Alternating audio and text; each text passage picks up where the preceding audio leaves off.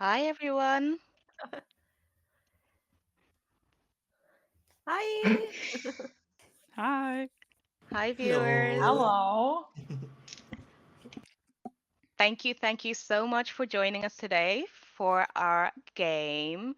So, my name is Tendai, and I will be this party's GM for today for the Roll for Good charity stream. So, we will be playing a one shot based off the world of Fey Earth, and I'm really looking forward to running this game for these wonderful players, and I hope you enjoy it too. So, again, my name is Tendai. I'll be your narrator for the game, and my pronouns are they, them. And players, let's go around and introduce ourselves. Should we go in the same order as pre-mentioned before? Yeah, sounds great. So Cool. I'll start. Thank you. Hi, everyone. I'm Eren. Pronouns are they, them. I am a TTRPG illustrator and comic colorist.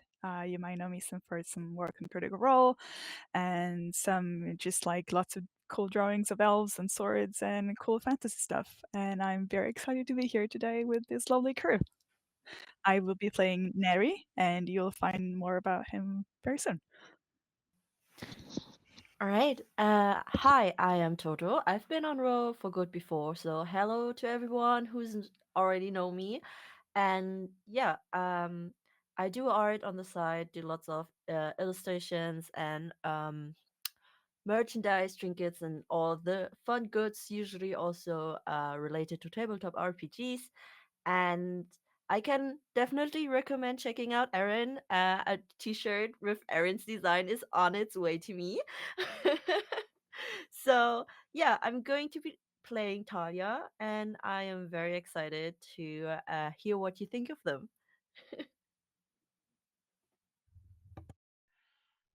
Hey everyone, I'm Martha. I am a longtime TTRPG player, and you probably would know me if you're familiar with the improv comedy scene in Austin, Texas specifically, and that's it. But I also recommend Aaron's art because it's very good. Um, and yeah, I will be playing Tonia, uh, and you'll hear about her real soon. Hi everyone, my name is Viva Valkea, or Max. My pronouns are he, him. I'm a transgender, autistic, queer creative nerd from Germany doing fundraising with, for example, Roll for Good, like the Halloween hijinks I did last year with Krifu. Today I will play Shimshujina, a Vila from Slavic folklore. I'm very excited to be here again. Yeah, looking really forward for this session. Fantastic. And those are our wonderful players. And let's jump right into it. So, a brief introduction into Fey Earth if you're not familiar with it already. Fey Earth is an indie TTRPG game set in an alternate 19th century Earth where all creatures from folklore are real, have always been real, and have lived alongside humanity.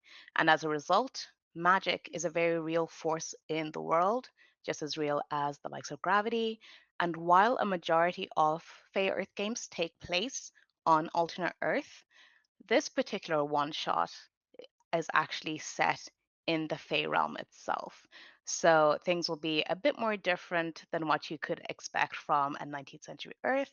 Naturally, there will be Fey creatures galore and hijinks to match all of those. And we go into the Fey realm now. It is a vast, vast land. There's no seeming end. There is no telling what time of day or night that it is. Everything is very much up in the air. It all depends on where in the realm you are. There's no set distances anywhere. There's just general areas, no need to keep time. Great for those of us who are chronically late. And I wanted to give the players a chance to really tell this story collaboratively. So I asked them all to essentially create their own little realm where they're going to be starting And we will start with Neri. Take it away. Yes. So, Nettie, I'll just give a little of a like a picture of what people would find. Maybe you're coming up from a few bushes along the road and you see a little bit hidden to the side this like a little grove with this, beautiful colors and shifting hues everywhere.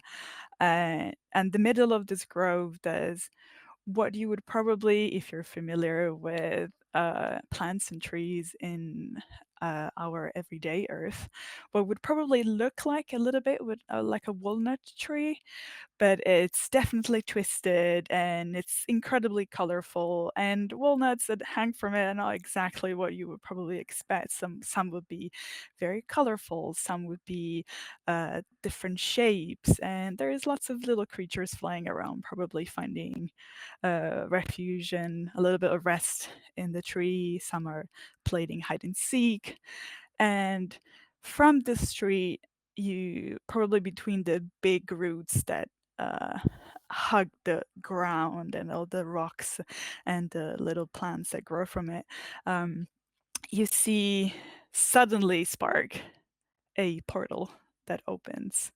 And if you had been curious enough to go through that portal, you would know that that's how certain creatures might come and go from the Fey realm to Earth.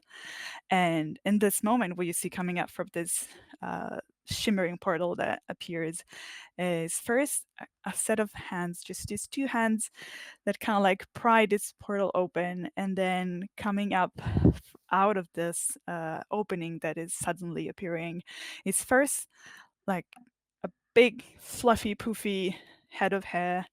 It's kind of like these two, kind of like spikes, but very soft and very fluffy, black with kind of like a white hue in the middle, and then this big fluff of hair comes out and kind of like an oval face, dark gray skin with a streak of white that comes down the forehead and then into the chest, and two big kind of cat eyes and a little smirk. Neri is a fairly long and lanky masculine character. He is, yeah, kind of like wearing a fluffy, open poet shirt, and then a corset and some belts on top of leather black trousers and thigh-high boots. And he just pushes out of this portal and kind of has a nice big stretch because shifting magic always kind of like tickles his back. And yeah, that's where he is. It just comes out. He's clearly very familiar with this place. It's kind of like this is everyday life for him, just going around his business.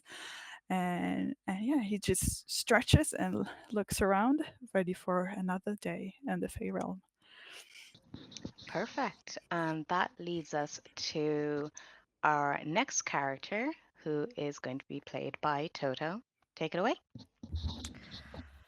Talia is a satyr, and you can see her walking through the woods, collecting a handful of berries, but it's not easy to find any as the woods have been recovering very slowly from some very harsh winters, and it's kind of tedious to find those very small berries that don't really fill up um, your belly, but that is not stopping them. And they're very short.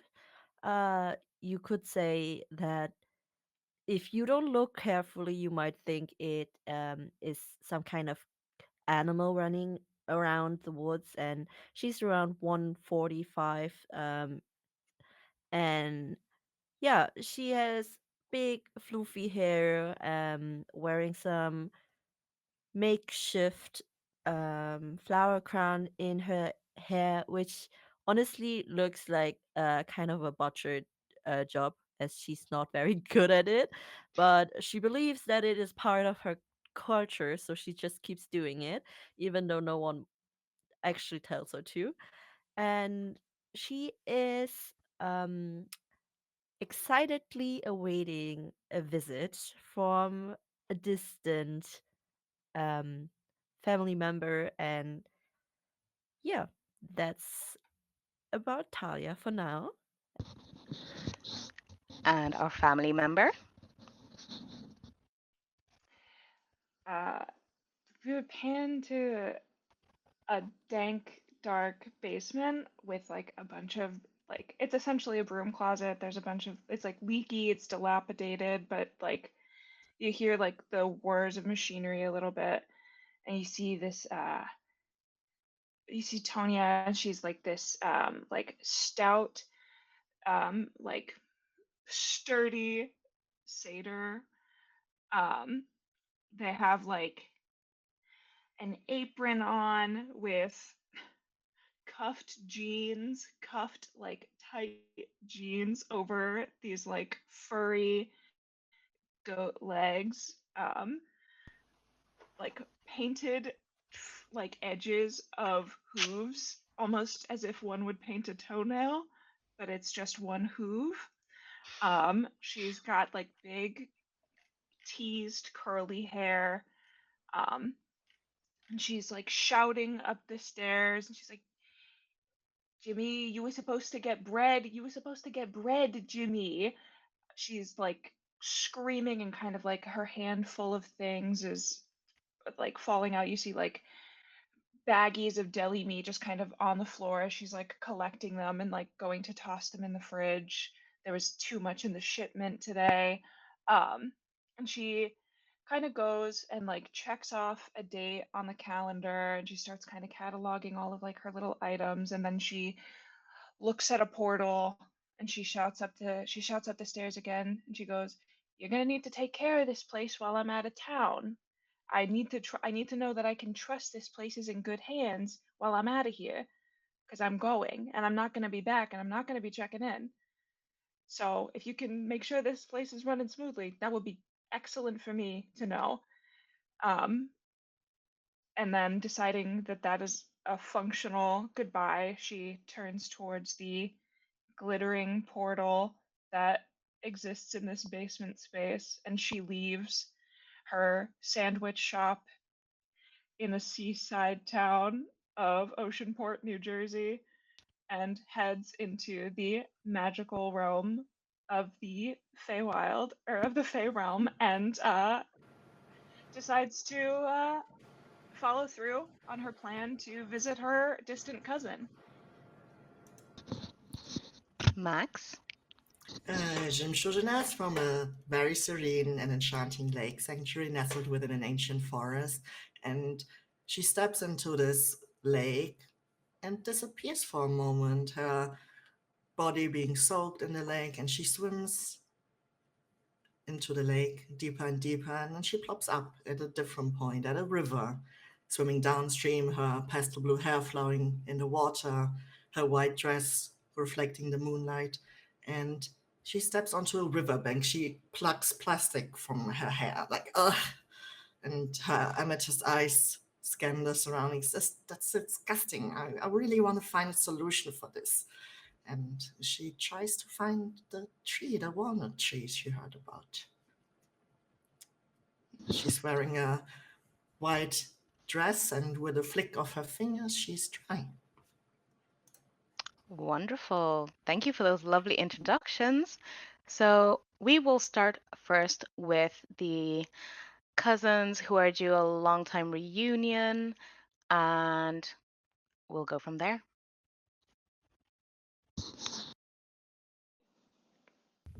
Talia sees a portal open up and a person stepping out whom she hasn't seen since at least 2 summers. And she runs over to greet her distant cousin. Tonya, you finally here! Oh, oh God, you haven't aged a day. I'm so jealous of you. The air here is just so much cleaner. She gives her a big hug. Did you bring the sandwiches?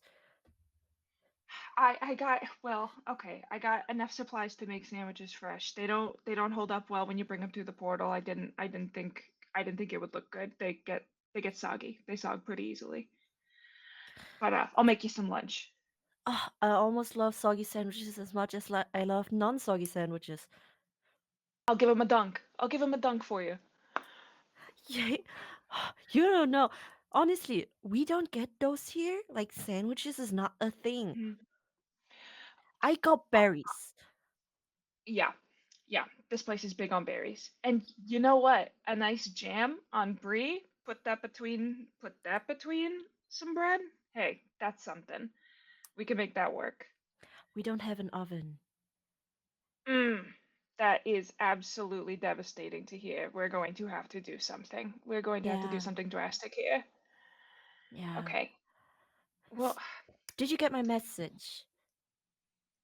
yes, I got I hear what the family heirloom, the family treasure.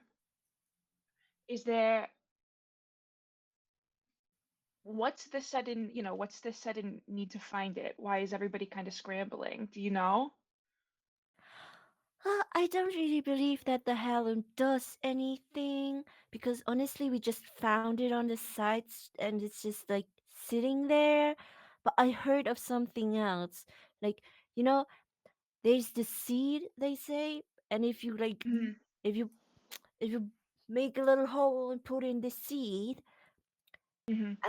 it's like an acorn, but made of an like some kind of gem.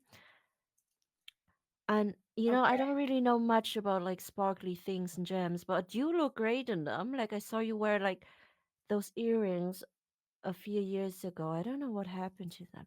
Anyway, if you plant it, some like immediately a grove of trees and shrubs will grow, and like it provides constant fruits and nuts and berries. You know how Okay. important berries are. So I I remember. think, yeah, I think we should go look for that instead of like the family treasure that no one really knows what it does. You want okay, so you want to find a seed instead of the family treasure. Yes. Okay. Because honestly, I think we just lost that treasure thing, like, or maybe grandma has it somewhere. Like, you know Okay. how she just sometimes steals things from others and just puts it in her purse? I don't know Yeah, what she's a that is horrible about. kleptomaniac. Yeah, yeah, yeah. Yes, but like we love her. She's our kleptomaniac. Of course we love grandma, but I wouldn't bring, hard cash around her. But Right, yeah, I hear all berries. She's really or big on berries. stealing the berries. You the I you know what? I love coming here. I really do. This place loves berries. It's a Yes. huge fascination, and I've never really understood it.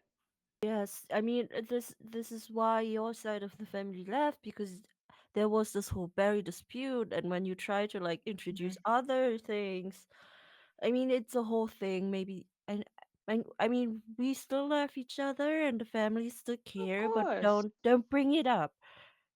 Oh, right. Okay. I'll keep my mouth shut about the berries, but forbid that I recommend some savory with the sweet. I Yes, mean, don't tell it's my like, dad that I love sandwiches.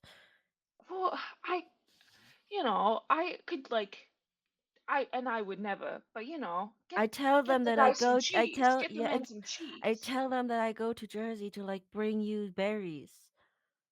Yeah. Yeah, and I don't imagine it would go over well if they knew just the sheer amount of salted meat that you could absolutely hork onto a sandwich. I Yes, don't think they would be very appreciative of that. No. yes. They still think I'm just going there to bring you berries and like to Yeah. bring you back to to the community. I've been telling Yeah. I've been telling that for years. Hmm. Don't tell them that I'm Yeah. going for the sandwiches. Yeah. Yeah, of course. So hey, I personally am not that invested in the family treasure. I just need a break. I'm a young business Is owner, it is but it Jimmy again? if I have every confidence that Jimmy can run the place on his own, but I don't think he's got the vision. I don't think if I'm gone, the place doesn't run. We don't make a profit. He doesn't toast bread by choice. I have to instruct him to toast bread as if the man's never heard of a melt.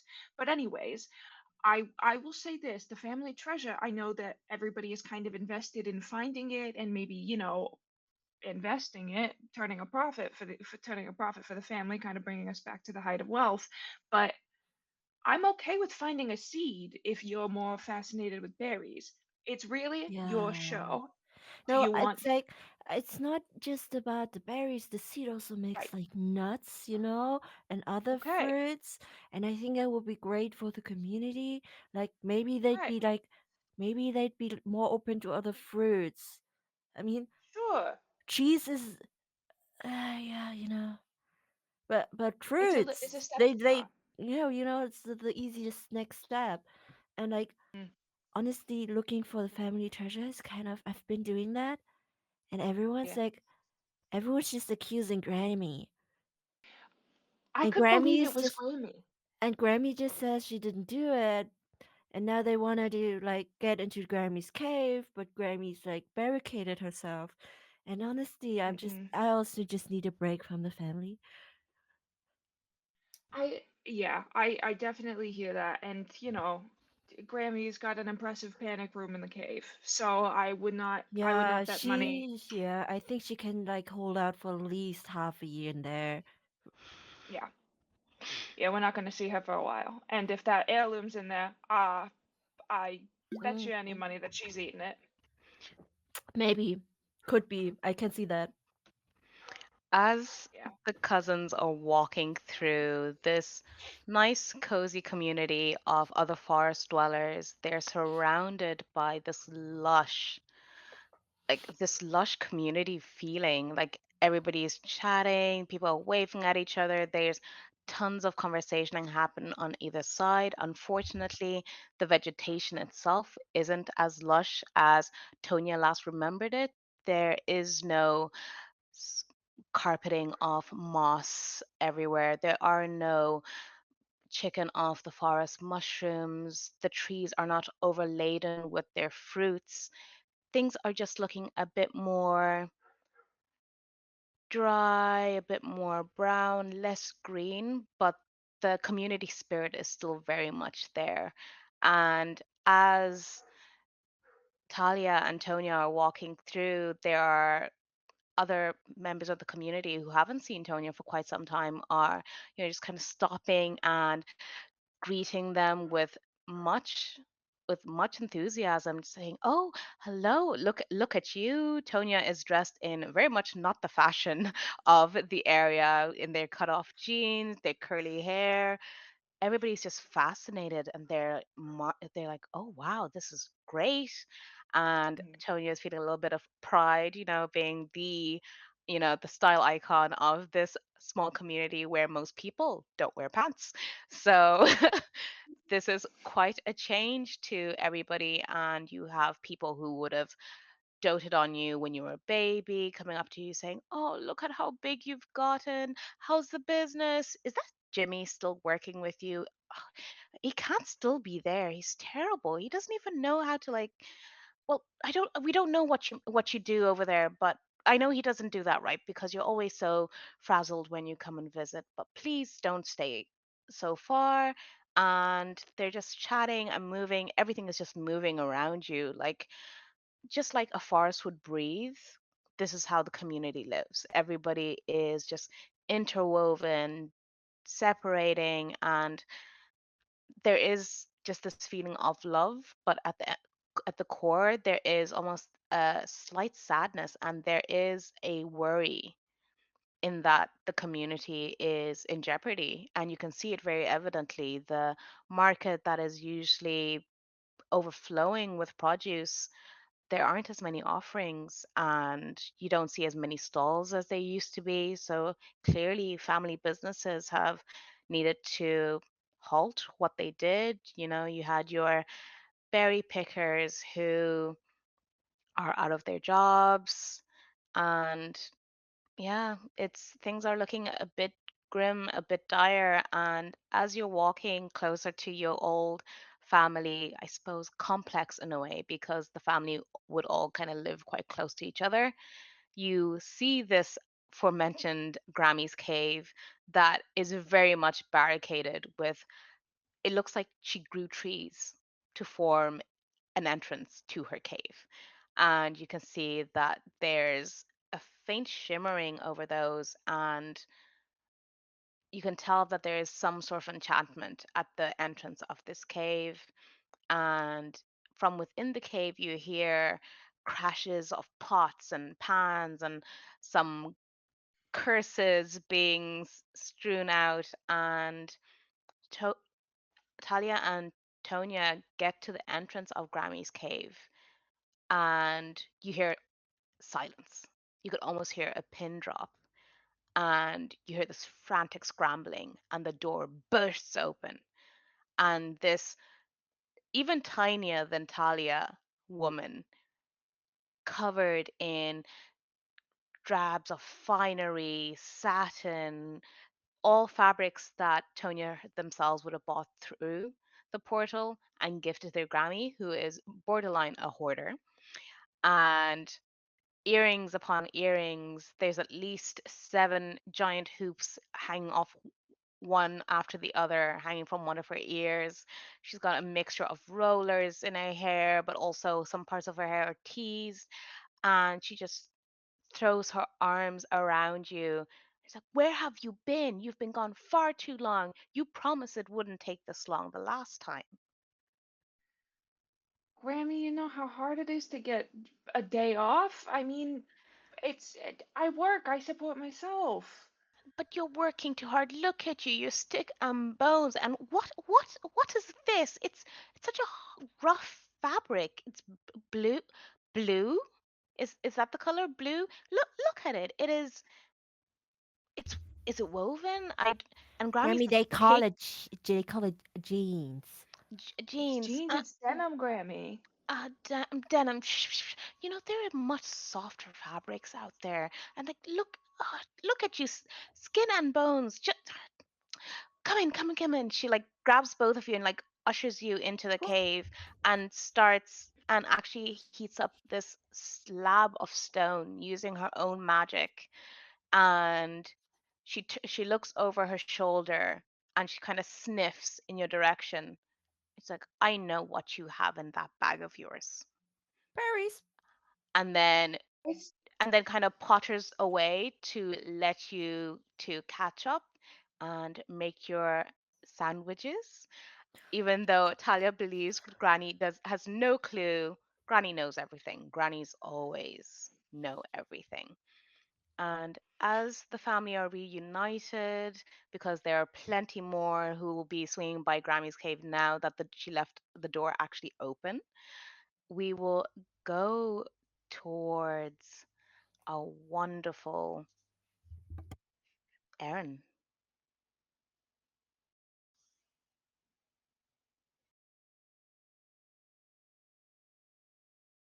Ooh, I believe you're muted. Yes, sorry, trying to fix issues at the same time. So yeah, so Nettie is has stretched, has looked around, and he's just, I guess he's just following the path for a while and just having a look around.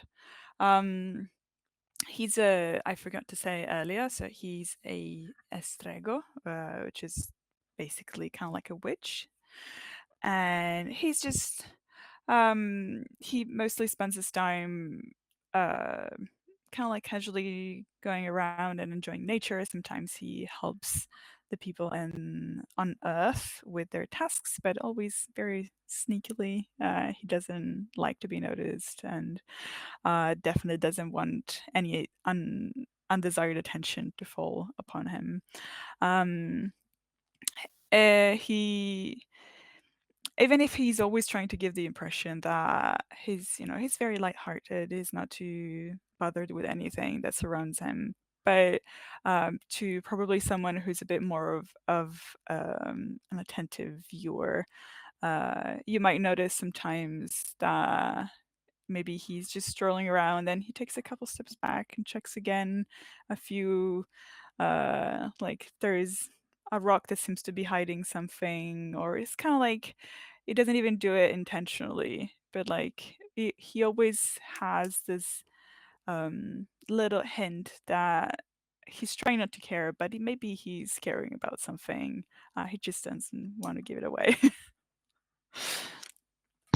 So Neri is trying to come off as aloof, but really deep down, we all know that he is very much the precious cinnamon roll who cares about everything, always wants to help, but is a bit scared to get too close in case, you know, what if something happens? What if because they are familiar with the stigma that goes with being a strego, and even though they are in the Fey realm, that that has followed them. That has followed them their short life in on alternate Earth, and it is flavoring how they interact with those around them. But they very much are a part of this life. They are involved in more subtle ways than others.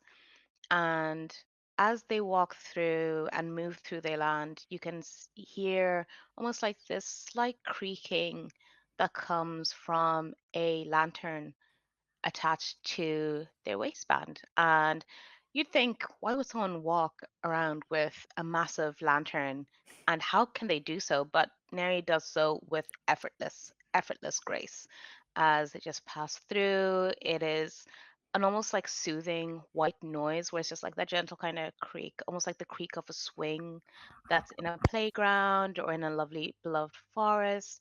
It's a nice comfort that seems to herald their their presence in a space. And on that note, that creek is something that Chechnya, Chechnya, sorry, um, is familiar with, and they are sitting on the banks of this river, just with a look of forlorn on their face as they witness the pollution that is very much unheard of in the Fey realm, and you can essentially see the cogs in their brain working in overtime, trying to figure out like how is this happening? Like the Fey realm is, yes, it's connected to the mortal realm, but their pollution shouldn't be here. There's their rubbish is not of this land. Why is it here and how is it getting here? It's not common, it's not unheard of to have portals that would be underwater, would be in deep cavernous systems.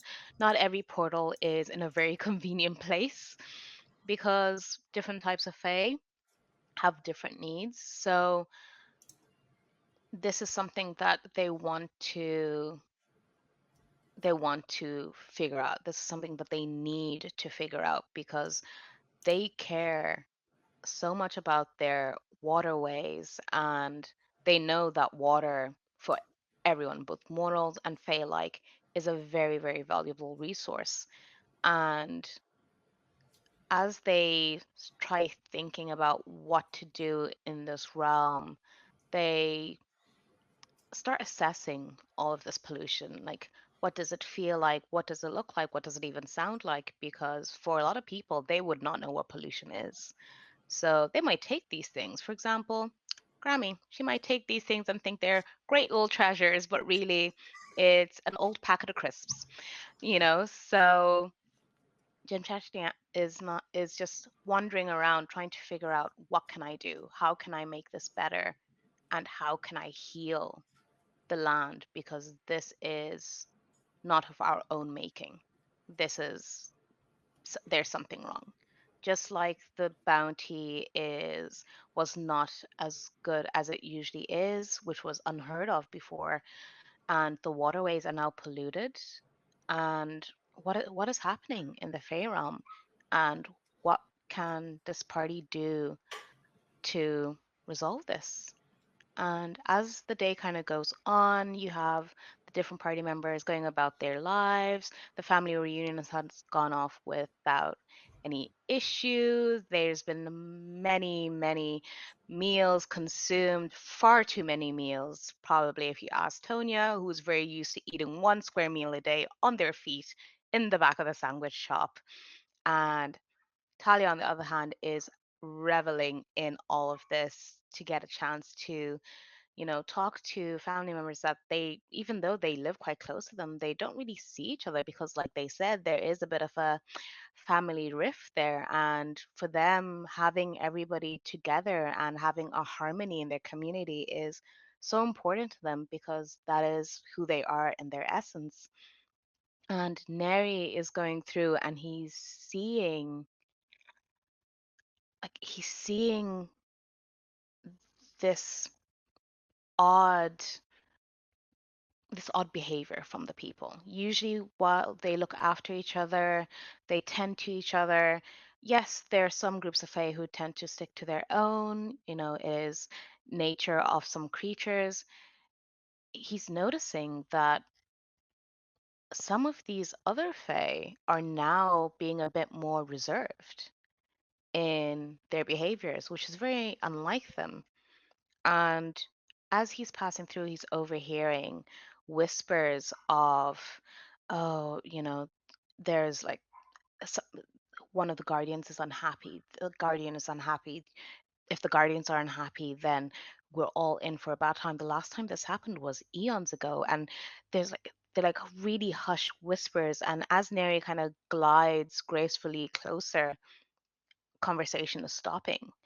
And this is a bit perplexing. What are these guardians and what have they got to do with why the realm is physically manifesting their unhappiness?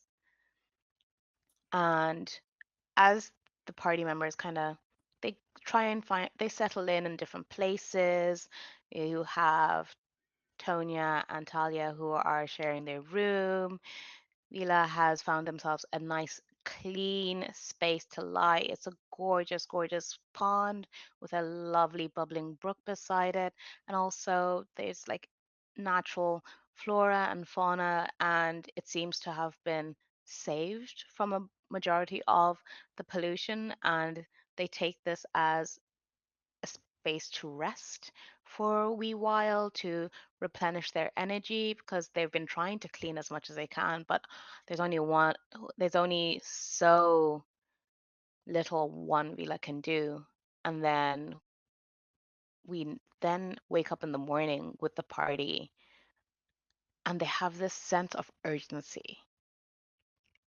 They don't know where it's coming from, but they have a sense of urgency that is it's like that feeling where there was something you've forgotten about something, but it's important. It's important, but you're not quite sure what it is.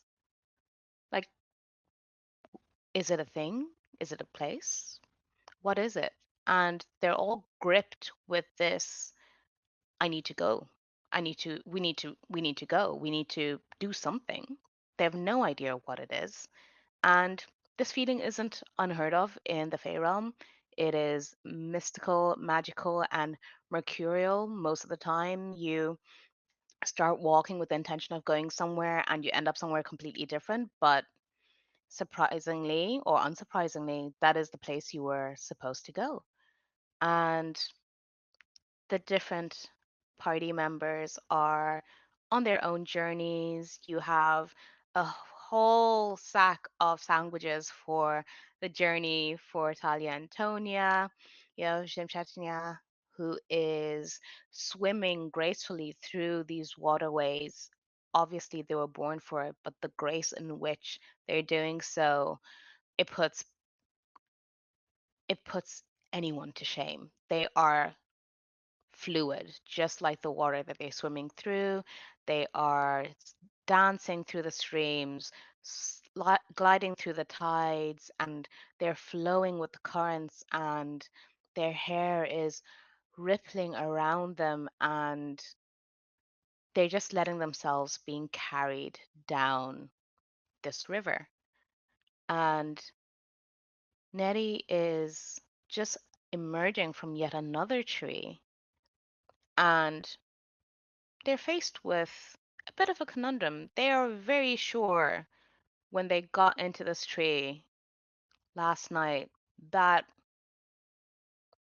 they were on a hillside with spans of purple creeping plants that are low to the ground and are the softest of carpeting, but that isn't there anymore. They are faced with what could only be described as a landslide that is blocking their path. Yes, behind them they can see another path going away from the tree, but that is not where they fell asleep. Did they accidentally sleep in a portal? They're pretty sure they didn't. They're very tuned to arcane energies, and that's why they chose this particular tree. And we will start there. All right. Can you hear me again? Because I Yep. just wanted to make sure. All right. So Nelly's definitely a bit confused, and he's going to. So he got up. He's going to turn around, grab his lantern, and before attaching it to his kind of like belt hook, he's going to try and kind of like basically so the lantern has some shielding uh, little panels that can help hide a little bit the light when he doesn't want to be seen. So he's going to uncover all the section and is just going to pump a little bit of his arcane essence into the lantern to kind of like amplify the light a bit. And he's going to try and have a look around first to have a look at this debris, this landslide that is around him, and trying to figure out if it looks like maybe, I don't know, the is it like a magical earthquake that happened? Is it like water damage? Like what happened around him, and trying to figure out if it's safe to step, or if there's a risk that he's just going to be dragged um, somewhere else by this unstable ground. Okay, so if you're going to be investigating, we're just going to do a wee roll. So we're going to see what your wit can discern from Yes. what you're experiencing. So, just for a bit of information on our mechanics for the game, the players all only have 4 ability scores: fortitude, wit, speed, and health. And the actual mechanics of the game run on a dice pool. So, depending on the level in which you have in an ability score, that is what determines your dice pool. So, in Neri's case, Yes, Neri's wit is 4. So if I'm correct, I'm going to roll a d4, a d6, a d8, and a d10. that is correct. Perfect. 1, 2, 3, and 4. There we go. And do I count all of them? Yes. Wait, this is the wrong die. There we go. So we have a 1, a 5, a 5, and a 5. So 16. 16. Great. So with that roll, you can discern that there are elements of, strangely enough, all the elements in this particular landslide. There's mud that seems to be almost cementing par- parts of this land, part of the land together. There's parts of the rock that are actually wet and soaked to the touch. But then there are other parts that seem to have scorch marks that look like fire, and then there's some parts that have that slight shimmer that you've come to associate with arcane energy based on how Neri perceives it. So arcane energy would look different depending on the different fey types. And there's also almost like it looks like there's precious gems in some of these bigger chunks of stone, and precious gems don't necessarily mean a lot in the Fey realm, but it is quite confusing that you're seeing all of these elements, and as you're investigating, you start hearing the sound of water. So at first, it just sounds like a slight, almost like a trickle, just almost like somebody has left a tap on, and you just like, it's very faint, it's in the back of your mind, but it gets louder and louder, and then you can actually discern that, oh no, this sounds a bit like a waterfall, actually. You hear the rolls of the waves, the soothing sounds of that, and you hear an excited squeal from just to the left and almost around the corner of this landslide. This landslide is taking up all you can see right now, but you can see that there's a slight dip in the side of it, and you hear a splash and peals of laughter coming from around the corner. Oh, then I guess that the laughter kind of reassures Neri a little bit. It's kind of like it can't be that bad if someone's having a nice time somewhere around here. So he shields the lantern again. He hooks it on his belt. Still carefully paying attention to where he puts his feet and his very nice thigh-high boots. But he just kind of like walks and hops towards the sound, trying to be like not running straight up at it, but like trying to be careful and still looking around to make sure that he's not in danger. But yeah, he'll walk up. As Neri goes around the corner, you're greeted with exactly what you thought you heard. It looks like a waterfall that is just streaming out of this solid span of wall. It's just this cavern has just seemed to have opened out of nowhere, and there's water flowing through it. And in this pool, you see a very happy Bila just kind of like cleaning their hair out of their face. They were not expecting this, and they seem slightly less graceful than they probably would care to appear, but they're having such a great time. They have little bits of mud actually coating them, which is not something you're very familiar with. Like the villa you've seen in the Fae realm have always been, you know, clean, graceful, not a speck. They all wear white. But this Fila's gown is marked in streaks of brown, but they're sitting at this edge of the pool, kind of looking up, perplexed, but also with this mirth on their face. And they kind of startle and turn and see you. And Jemchachia looks over at Neri with this look of, oh, uh, hello. And off you go. Hi, you're not supposed to see me like this. This is kind of awkward.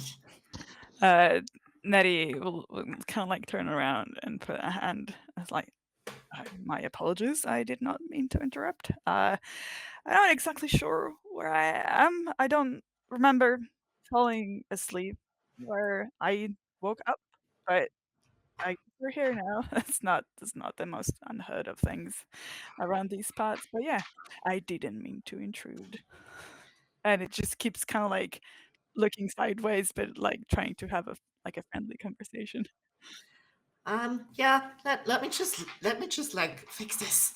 And I try my best to appear like I should appear, which is very poised and not like this at all.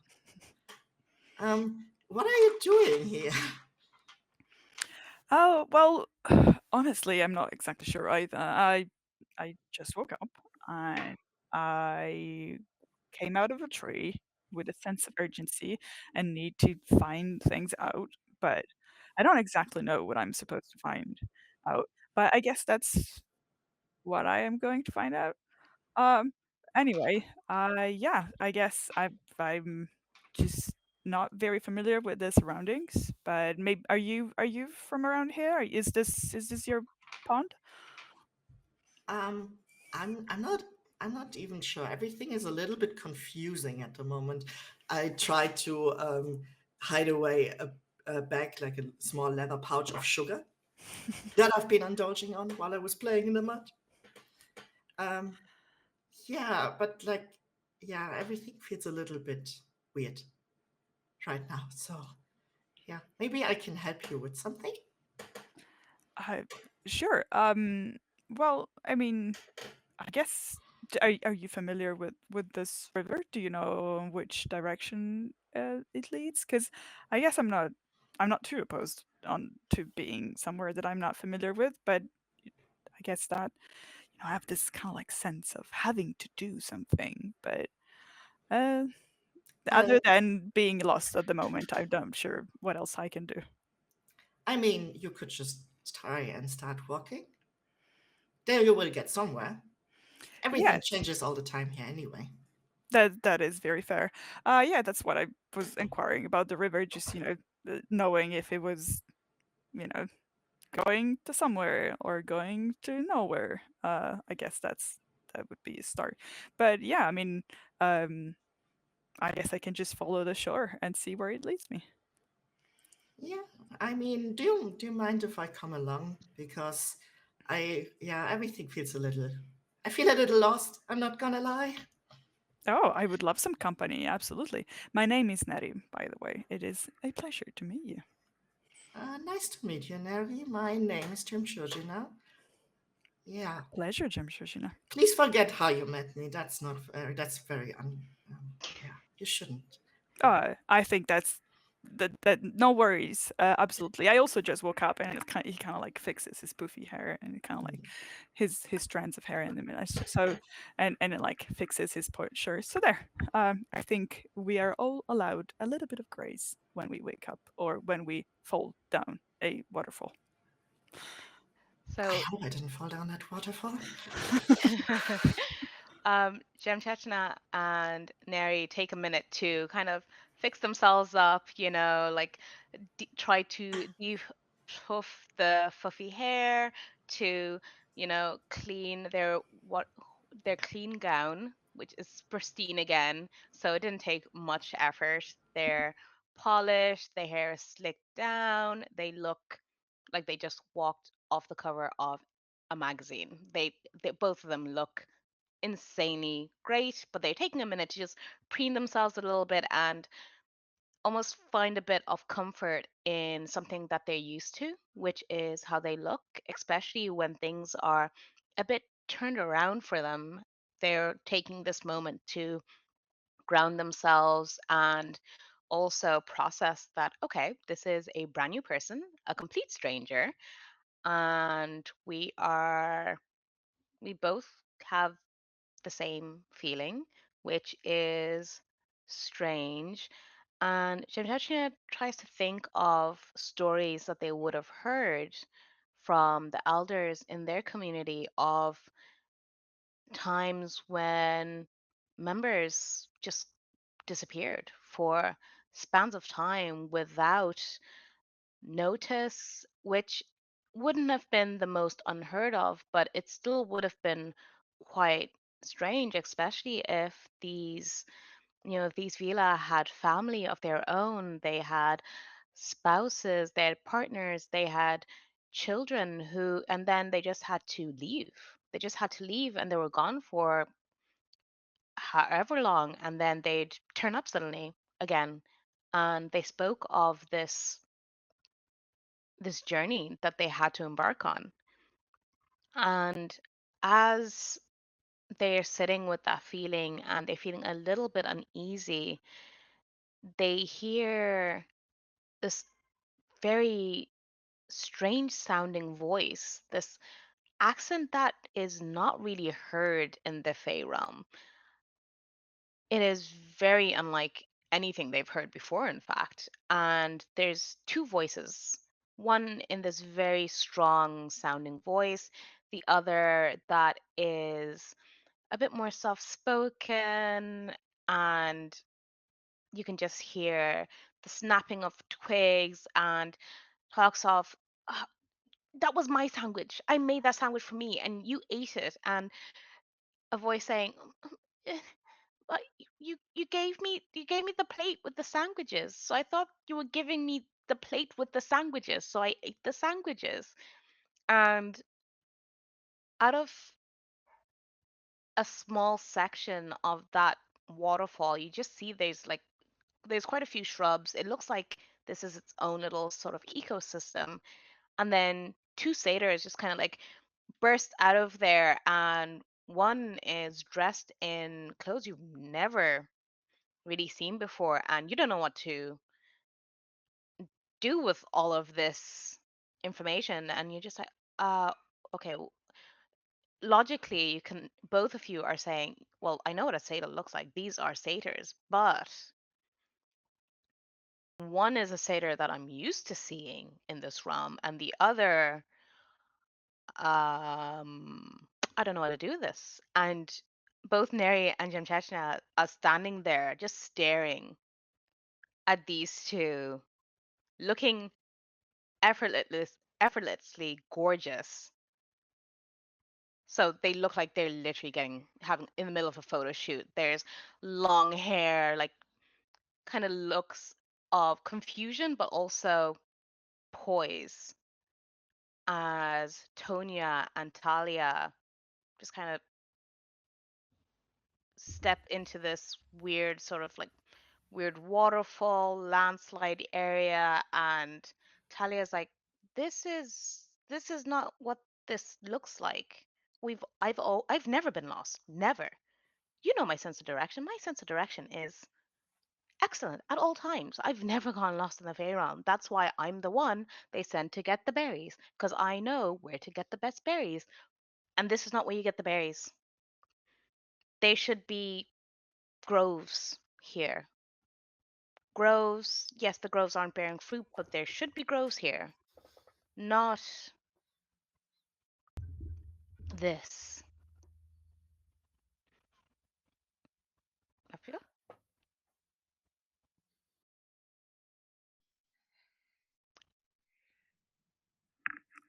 Good. Okay. Are you from around here? Oh, hello. Um, not here specifically. Well, I mean, I Talia. am kind of like down this road, then to the left, then another left, and then you go right, and then over the big tree, and then you go to the small tree with with the mushrooms. Usually they have mushrooms, but the season's been bad. And then you go another like right, and then straight, and then you get to where I am. But yes, I am from here. And We I'm seem part to time. be. I Oh, sorry. Go ahead. no, I'm here part time. Not no, directionally hard to explain. What were you going to say? I was just to say that we this wonderful Vila and I have just found ourselves here, and we're not exactly sure where here. Well, we know it's the Fey realm, but Have you seen an acorn? no. I Like was actually trying this? to find walnuts because you can make really, really nice candied walnuts with that, and they're so sweet.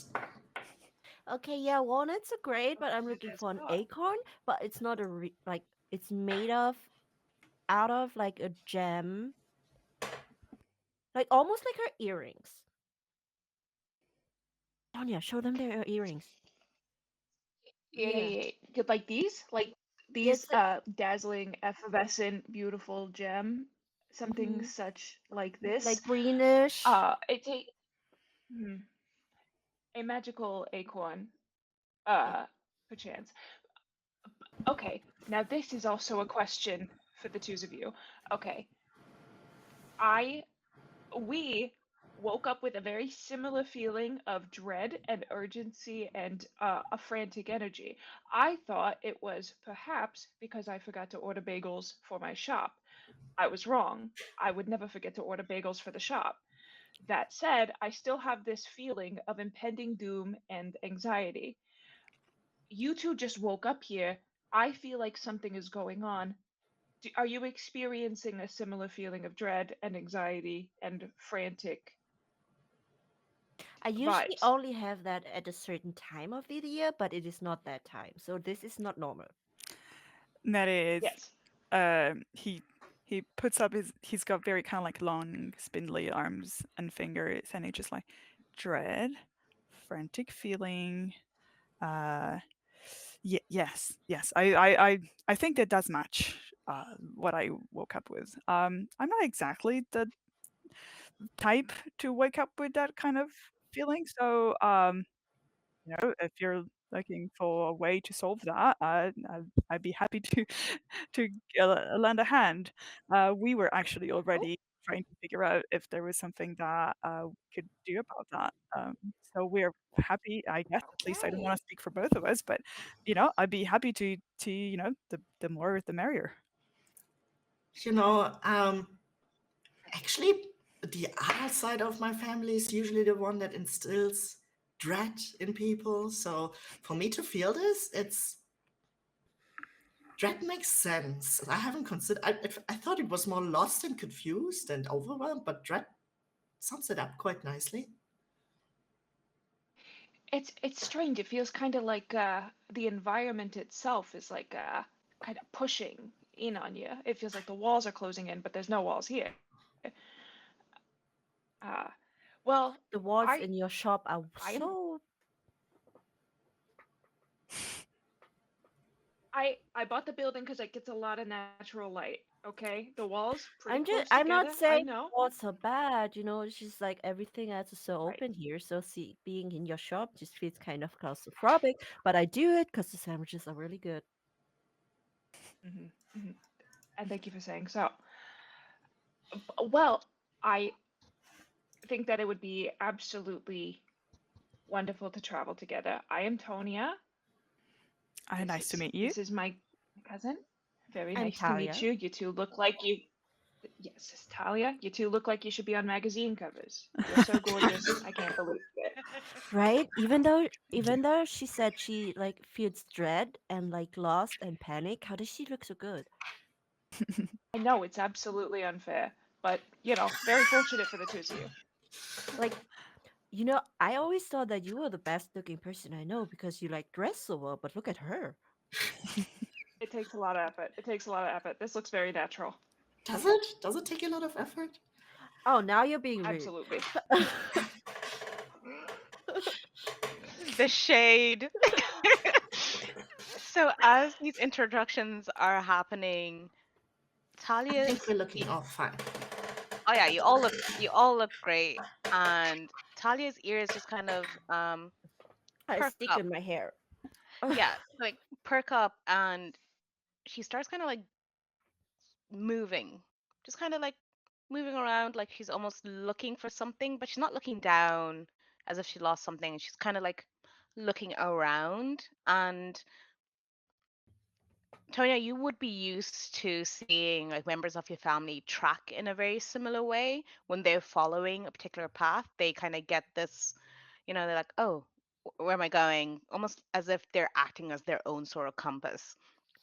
And Tonya just kind of shrugs their shoulders and kind of follows after Talia as Talia is moving just to the side of the waterfall to where the landslide is, and they put their hands on it and they just start pressing into it, and they're like, mm, we should uh, I think we should be going this way, but um the dread feeling is strong here, but I don't know why. Does that mean we don't go that way? Like, what do we do? Talia's very adamant. Like, they're trying to move these boulders out the way. They're trying to lift the different types of rock, and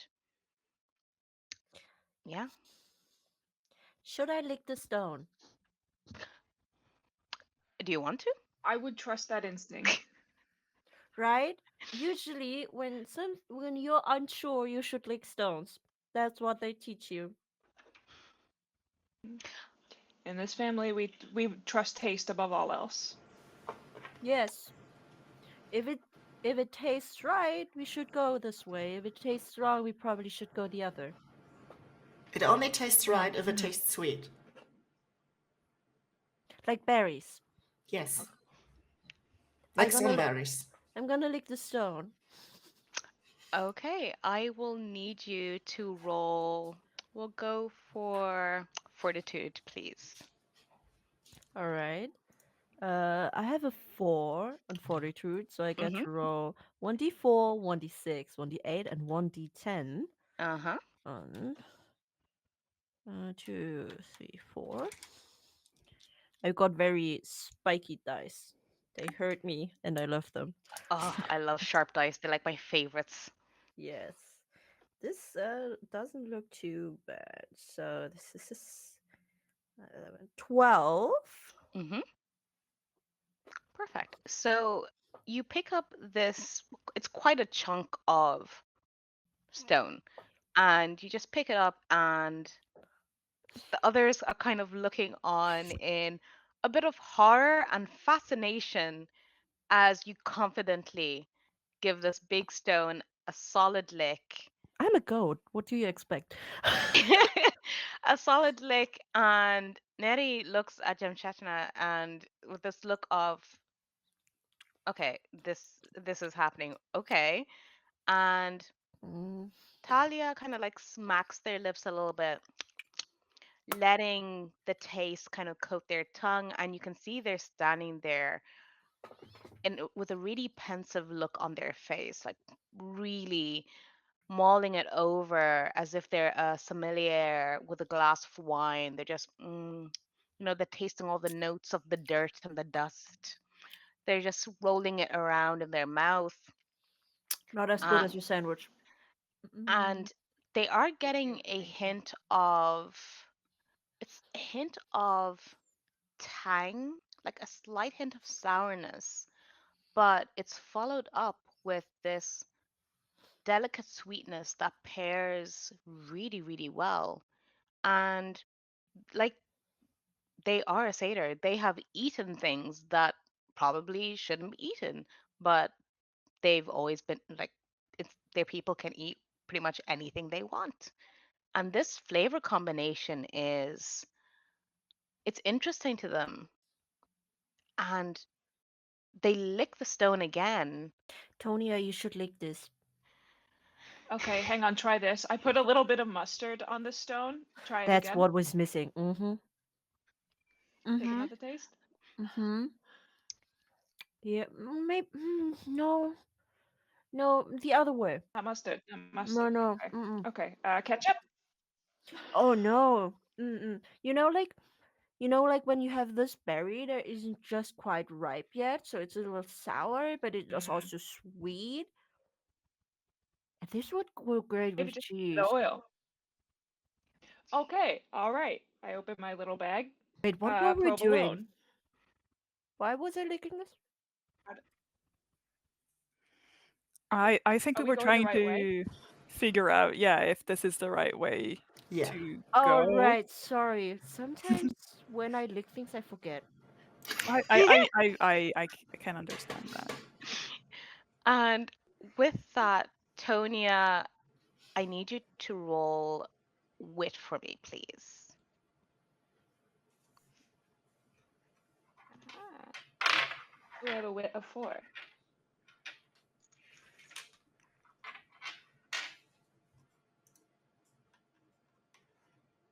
Uh, uh, uh, uh.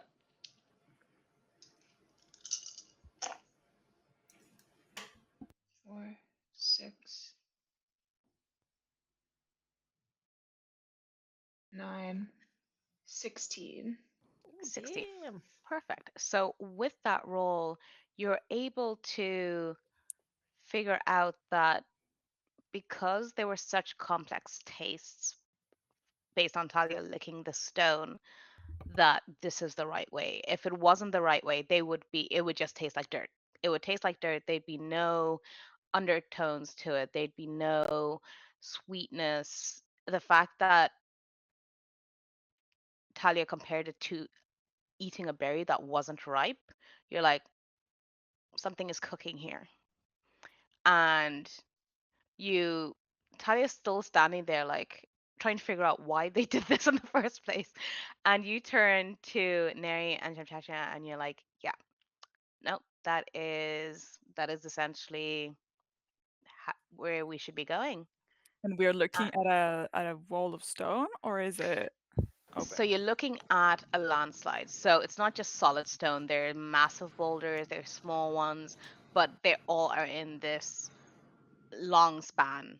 And from what you can see, you yourself, Neri, you're like, okay, well, I'm not a satyr. I'm not related to any sort of mountainous creature who can scale this easily.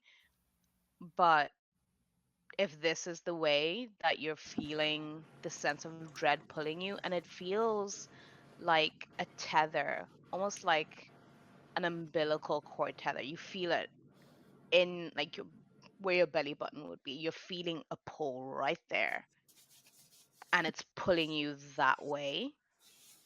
But you how do you navigate some? You've never had such an obstruction in the Fey realm. Usually you've been fairly blessed in that when you've gone places, you haven't been hindered. And so you just stand there looking at this, and you look over at Zemchechna and you're like, well, Avila, this is not their natural habitat. That you know for an absolute fact. And Tonya, did you see the feet? I am worried about the feet. I mean, is it like We can make rude this to work. is it rude to point it out No, I have a feeling. I have a guttural feeling that they know. that they have But weird feet? mhm, um I think perhaps we ourselves could scale up this wall and maybe leave a couple indents for them to find purchase a little bit Oh, easier. I know something. Some kind of Grammy taught me this because Grammy said if I ever meet someone with weird feet and we're going up like a steep, wall, and apparently people who have weird feet can't go up walls. I don't know what that is about, but I could make it easier. And I would like to use power, words of power, transform, and use my earth magic to make the landslide more easy to walk through by transforming the land.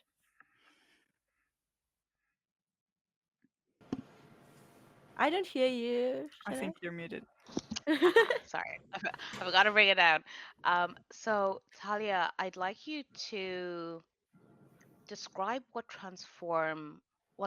your words of power Yes. looks like. So how does this manifest in terms of the span you see in front of you? So I see this landslide and I realize that Neri and Jimshishina have probably a hard time moving through it. So I'm trying to make it more even and make it more walkable. Like I'm going to use my earth magic to transform the earth and kind of build a little sidewalk on top of the landslide. If I see that happening, Mary's main magic sphere is actually Earth, so he would probably lend a hand if he understands like that you're like trying to. Yes. So I would kind of like either lend a help action or kind of like contribute to the Hmm. spell. Okay, so based on Talia wanting to use transform in your sphere of earth, which is a level 2, Yes. you will need to roll your d4 and your d6. Yes. And since you're getting the assist from Neri, you can.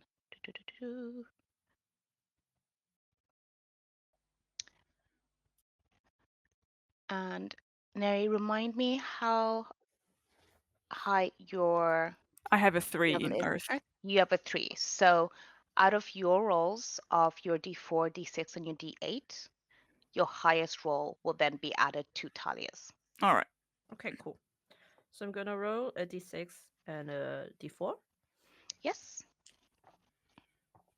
That is 7 in total. Perfect. My highest of the 3 dice is a 6. Your highest of Nice. your three So dice. it's a Perfect. 13. So it's a 13, which is just what you needed. So the target number for that roll was actually going to be a 12 because this was going to be a slightly advanced challenge. But since you decided to work together, Talia is almost like t- stands firm as they use the sword of power. And when you hear transform, it doesn't just sound like any randomly spoken word, it has a weight to it. It sounds as if it is coming from the earth itself. It resonates through the ground as it takes shape. And Neri, what word of power were you using? So Nari's word of power is noce, which is the Italian word for walnut. And what he's probably going to do is he has made like a little sachet of seeds, Hmm. walnut seeds. So he's gonna probably just get like a piece of walnut and kind of like flick it in this kind of like swirling magic, or like the beginning of this magic that Talia is enchanting.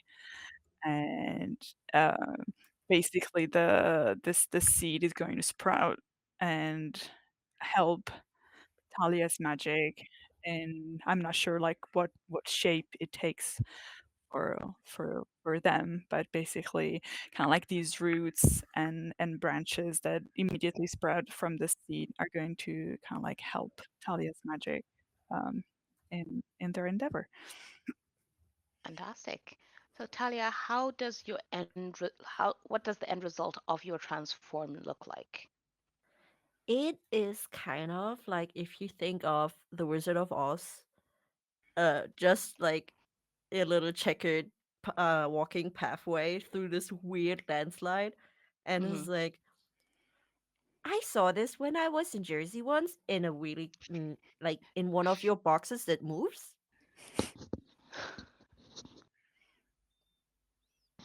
What did you Perfect. call it? A BV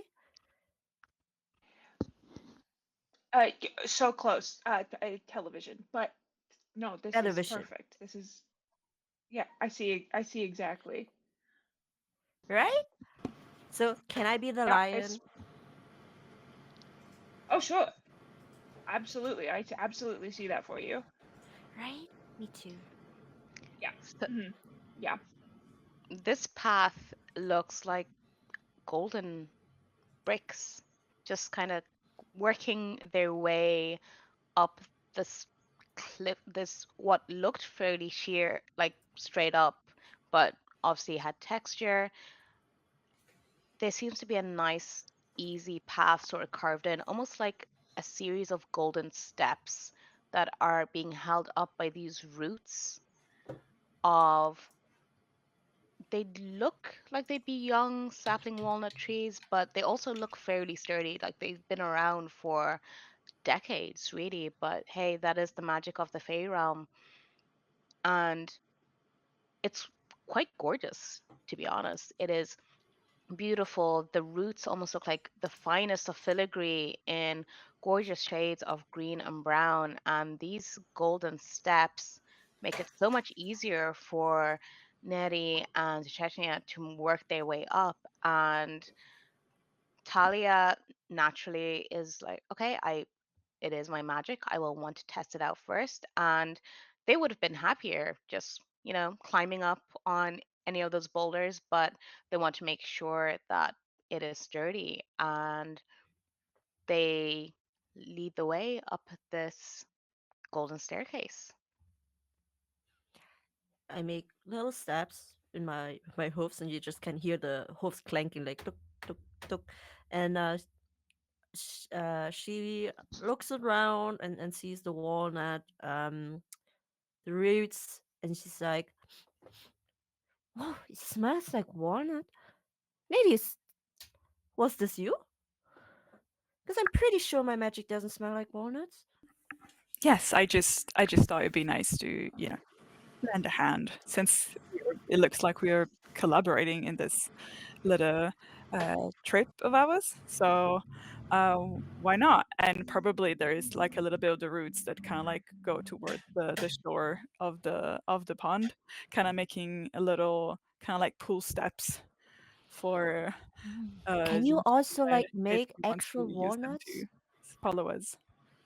Um, I mean, I could try, but I guess probably maybe for later along the trip if we need We a should little snack. invite him over to like our place and see if he can make walnuts there after all of this. Yeah. I was going to say these stairs, this work is absolutely lovely, and I would love to potentially talk about some contract work that might be arising in the future should I decide to move shops in a far off realm for a personal and professional Also, endeavor. We can talk. We yeah. can talk. Also, don't you think like a walnut sandwich, like something that has walnuts?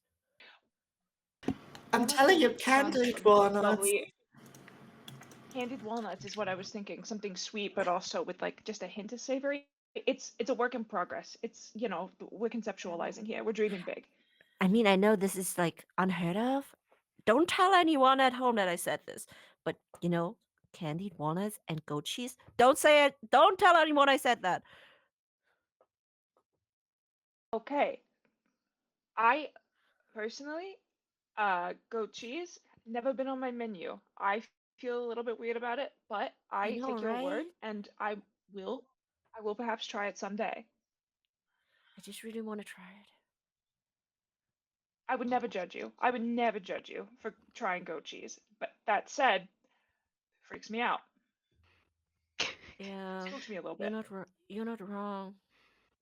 As as the party get to the top talking about contract work, and Neri's like, "What?" Because Neri's timeline is slightly different in Earth on Earth than it would be for Tonya and Vila are not used to being so high up, and Jamchechnya is like holding on to this very delicate handrail on this staircase, and they look to Neri with an appreciation as they're getting further and further up, and you're climbing for a suspicious amount of time for the staircase that you actually crafted. It seems to be never ending. And just as you get to the top, you see that there's an entrance to a cave, and it's not it's not an insidious looking cave. It's actually rather welcoming, and you hear music coming from inside the cave. The walls of the cave are emitting this soft, peachy glow, and the floor of the cave itself is lined in what Tonya would definitely describe as glitter. It is sparkling. It is shimmering and sparkling. And on that note, we will be going on a short break to allow the players and myself to get refills and refresh. And we will be back in about 10-15 minutes. So we will see you all then. See you soon.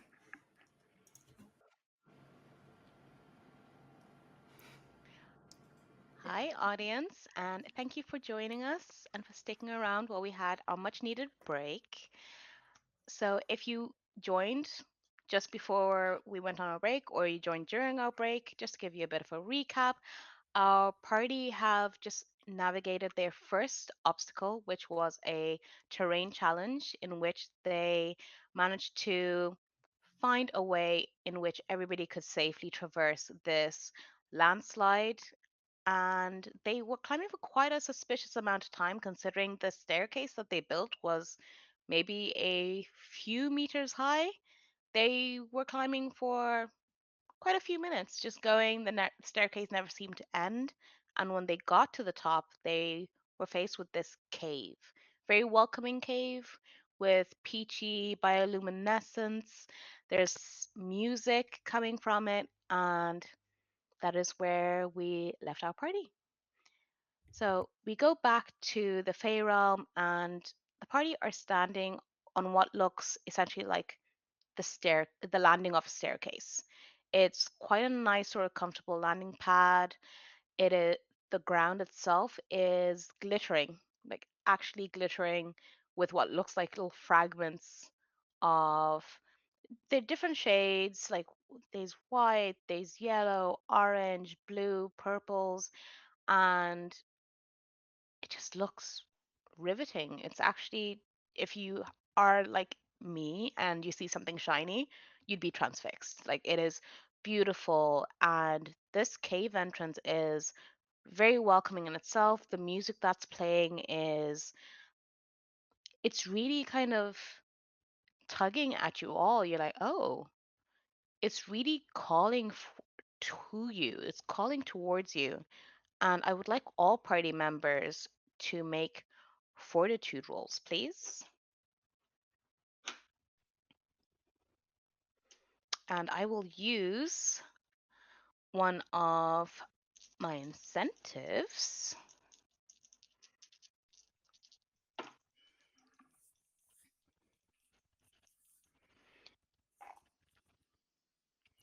I rolled a 6. Okay, so we've got a 6 from Neri, I rolled a 5. a 5 from Sinchechnya. I rolled a 21. Oh, nice. Okay, and that is from Talia and Tonya. N. Tonya rolled a 10. Okie doke. So Can out you of tell which one is the brown? There is not a thought between those ears. it's smooth brain. J- no lumps, no bumps, smooth. Um, so out of the four party members who are outside of this cave,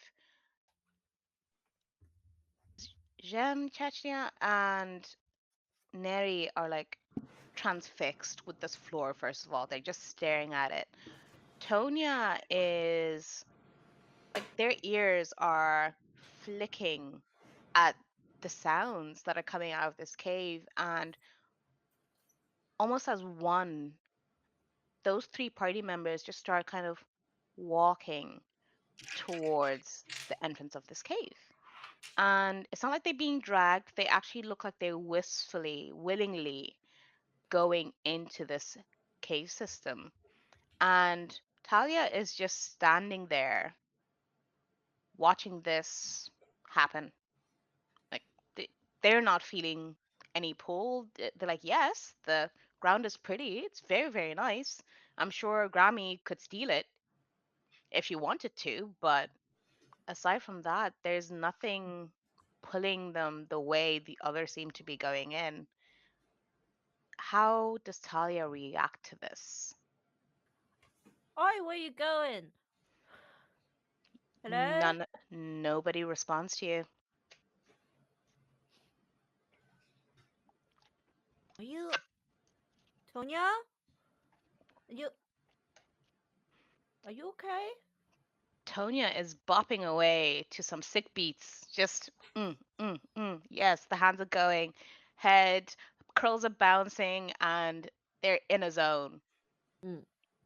I have a quick question. Can I Of use course, two words of power at once? it depends on how you're going to use them. Like All right. dazzle me with your creativity, and we shall see. So I would like to use my wild magic to use the routes that Neri did before while helping make the road. So I'm gonna use them to transform them and move them around my companions to grapple them in a hold, and Hmm. use my other word of power, strengthen, to hold them back so they can't go against the roots. Okay, and you're going to use your wild. I'm going to use my wild magic, exactly. Okay, cool. So when you attempt to reach out to these roots, they feel familiar. So almost like, like somewhere you've been before. You're like, oh yeah, I've been here, even though you might not know exactly where it is. So if you live in a busy city, you're like, oh, I know how to get to this place. But if you ask me the name of the street, not a clue. Yeah. Yeah, so they feel familiar, but as you attempt to reach out to them, it feels like there's almost like a magnetic, slightly polarizing effect happening here. In that, while they feel similar in terms of arcane energies, there's a slight difference. And because of where you are, there seems to be a blockage between your wild magic and Neri's earth magics from Mm-hmm. actually connecting. So while the roots themselves change slightly, you can see them Yes. trying to get to your companions. They're not transforming in the way that you want them to. Okay. As I realize this happening, um, just gonna walk over to like I try to catch up with Tonya. Hmm. Do you want me to roll speed or can I just like Oh no, they're not running or anything. They okay, are. Tonya is bopping away, just kind of yeah. like grooving into Just the gonna run anticipation. there and honestly Talia is not like the brightest and she has no idea how to deal with this. So the only thing she knows how to do is just gonna whack Tonya right on the head. She like wake her up. It's like Okay, Tonya, can you give me a health roll, please?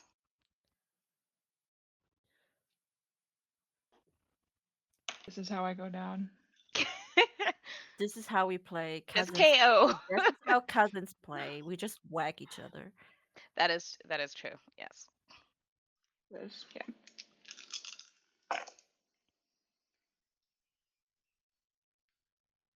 10. 10. Okay. And Talia, can you roll fortitude for me, please? Oh.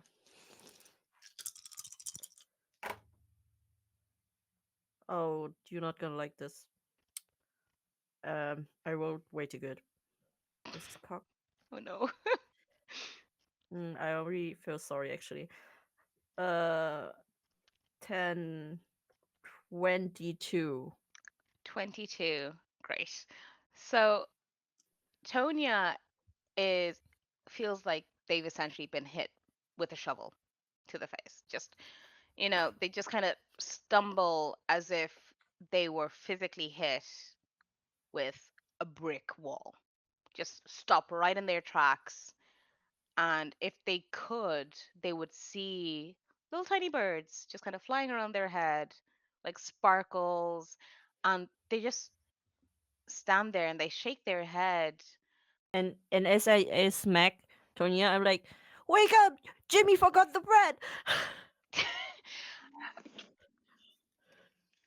Get off of me! What the hell? What the hell are you doing?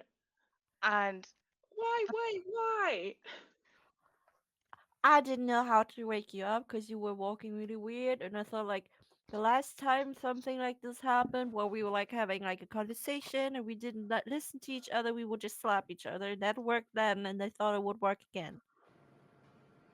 Okay, smacking me upside the head, that's one thing. I could have passed out. It would have been very funny. Telling me that Jimmy forgot the order, that's something that's going to put me in an absolute comatose state from fear and shock. I We don't lied. joke about the business. I'm sorry, I lied. I don't know Jimmy's number. That is okay. That is okay. I forgive you 100%. I love you. I love well, you. while And this I love you. while this interaction is happening, the other two have entered this cave and they start Oh to God. now Okay. be taken over by the sound of this music. See, this is what I mean. Okay. And This is they suspicious. Okay. they start gliding, and you will see Jamchachnya is oh, they look like a ballerina. The grace is endless, long limbs, delicate pirouettes, proper dancing down like they are their own production of Swan Lake. They are killing it, and you're transfixed watching them. You've forgotten that they're not going down here of their own volition. They are being compelled to go down. And Nettie is vibing.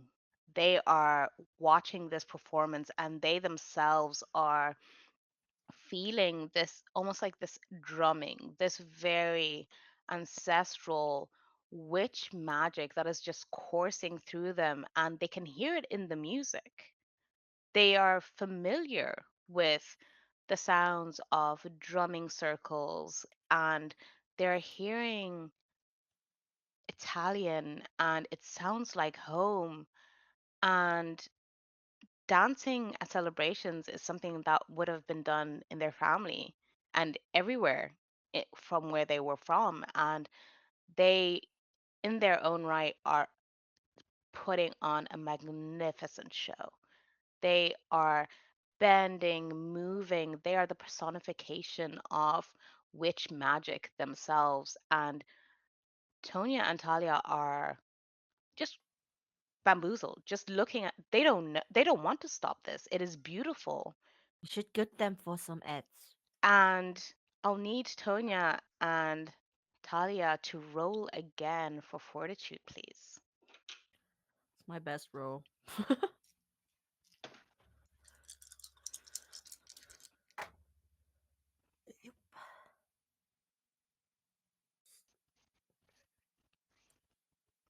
All right.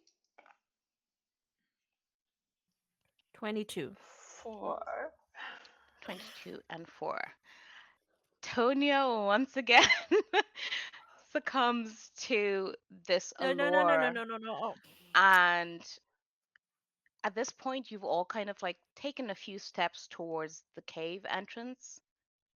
And while Talia had been outside the cave entrance, suddenly the cave entrance has swallowed them up and closed behind them. And you are all stuck in this really, like, there's nothing insidious about it. And you actually feel that feel of dread that was on all of you really heavily. Talia, you feel lighter. This is the lightest you've felt in quite some time. You're not necessarily worrying about the failed bounty for your people, and you just you start following the others because you tried to stop them. You only hurt one of them, and you're curious as to where this leads. And as you hear the voices of people talking, you're hearing a mixture of different accents. You're hearing accents that sound quite like Tonia's. You're hearing accents that sound a lot like Nettie's. You're hearing voices that are as tranquil and as lyrical as Mchechna. And as you follow this path through this cave system, which has many, many branches coming off either side, you see these globes of different colors s- like s- hanging from the ceiling. And you're not familiar with these. Like, you live in the forest. This isn't something, but the closest thing you can compare them to would be lanterns. But these globes are emitting soft glows. And Nettie is the first to kind of come out of their almost like this daze. And they hear greetings as people come over to them. And Nettie, you see people who look familiar. They look like relatives of yours, but you're not quite sure because surely they can't be. They're in the mortal realm. They wouldn't be here to something like this, surely. But again, they feel familiar. You feel comfortable with them. Okay, so Neri kind of like suddenly kind of like shakes off this as you were saying this daze, and he looks at these people and he's aware that it is the Feywild and like things are different, but he still has this kind of like sense of like pulling and mystery.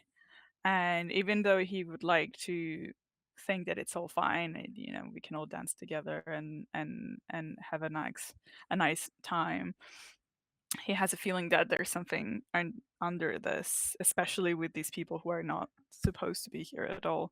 So, being that illusion is one of my spheres of magic, what he will do is that he will pick another seed from his little pouch, and he will say his word of power again, Noche, and this seed will kind of like just slightly grow, just a little bit, and then he will kind of like put it in front of his eye, kind of if it was like a monocle, and basically the center of the seed would kind of like uh, empty out and make kind of like a little, yeah, kind of like a little monocle that he can look through and try to discern through like his own arcane illusion power if what he's seeing is yeah, something that is made up and maybe messing with his head a little bit, uh if possible. I can't hear you. I think your mic's up. Could you roll for me, please? Yes, so I have two in illusion, so Hmm. let's see, not very high. So D4 and Okay, I D6, rolled two ones. two ones. Great.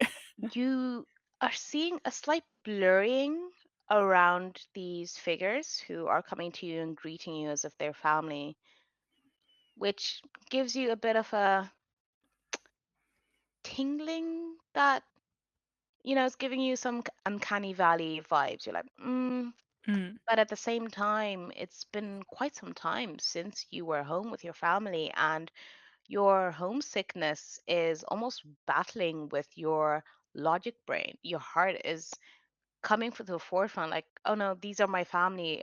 I miss them so much. And but logically, they can't be. Of all the places within the Fey realm that spans an an infinite amount of space, they cannot possibly be your family. And they pull you into the small grove of witches, essentially, and they are speaking to you, and it's almost like they're picking thoughts out of your brain. They're taking little snippets of memories and they're making it feel so very real to you as they take you to a table of some of all your favorite meals. And they sit down beside you and they wrap you in this love and adoration that you haven't felt in quite some time. They are not letting you slink into the shadows. They are bringing you into the light of their familial love, and you really, really want to stay. Can you roll fortitude for me, please? yes, I don't foresee it being much better because it's again just 2 in fortitude. I roll a 4. Roll a 4. Question: Can I, Mhm. as I am seeing this and I'm not lulled by the music, I just follow along because honestly, where I'm gonna go with everyone going, can I try to help Neri because I see this happening and see how he's like clearly fighting with himself, but following because he seems to be wanting to be with these people or whatever they are, and can try to hold them back and use that as my help action. Sure.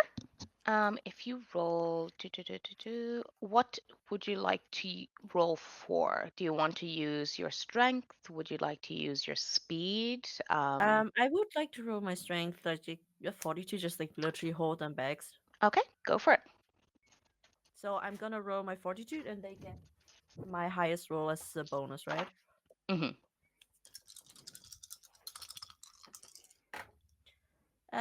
My highest roll is a 7. Your highest roll is 7. Perfect. So that is added to Neri's My 4. 4. Okay. And So on that roll, you actually are able to snap out of it a little bit and you stop just as you are about to eat the food that was put in front of you. And you feel like a strong hand on your shoulder. And you look behind you and you see Talia just kind of trying to pull you back. However, as you kind of look behind Talia, you see almost you see a very similar situation happening with Zemchechnya, where they have been pulled into this glowing pool of the clearest water you have ever seen.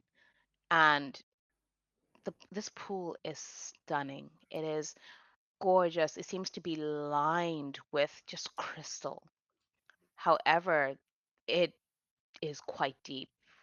As you look deeper and deeper into this pool, you are very aware that there is just a massive hole going all the way down what looks like miles and miles, kilometers and kilometers. It is just going forever and ever. There doesn't seem to be an end in it. And a very similar situation is happening with Jamchechnya. You're surrounded by other Vila. They are speaking to you. Their voices are lyrical. This water is good. It feels amazing on your skin. It feels like, whereas some places you're like, oh, it's the difference between like tap water in probably a place that doesn't have a really good water filtration system to mountainous spring water. That is the difference. It feels it's soaking into your every pore, and you are just oh relaxing. There's not a lick of pollution. It feels amazing, and it's nice to be around your kind, and they are talking to you about healing, all the things that you're passionate about, and you feel really heard for the first time in quite some time. And these people are on your side. Could you roll for wit, please? Gemchachina, you're too pretty to die. T-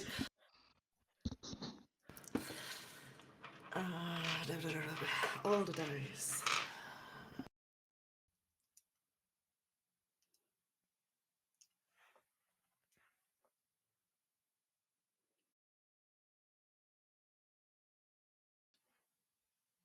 That is a 13. But I will use my plus 2. Or the D2 as well. If that's okay. Absolutely. So Ah. that is a 15 for your roll, yeah? I think I need to roll a D2 as well. Oh Because it's yes, sorry. I thought you got a 2 on your D2. no, I'm 14. So 14. Okay, perfect. So you you hear them say something that doesn't quite land as well as they seem to think it would. And we hear one of them say, "Oh, just leave them to deal with their pollution alone. They'll fix it. They always do." And that that is not how things go. Pollution here is not normal. And why would the villa not care about the waterways? You are of the waterways. And you push away from this group and you kind of float out into almost like the center of this pool. And you see that, oh, they are not familiar to you at all. And this pool that felt amazing, it feels like oil. It feels slick. It's coating your skin rather than rolling off your skin in rivulets and little droplets. It feels like it's just coating you in this disgusting film.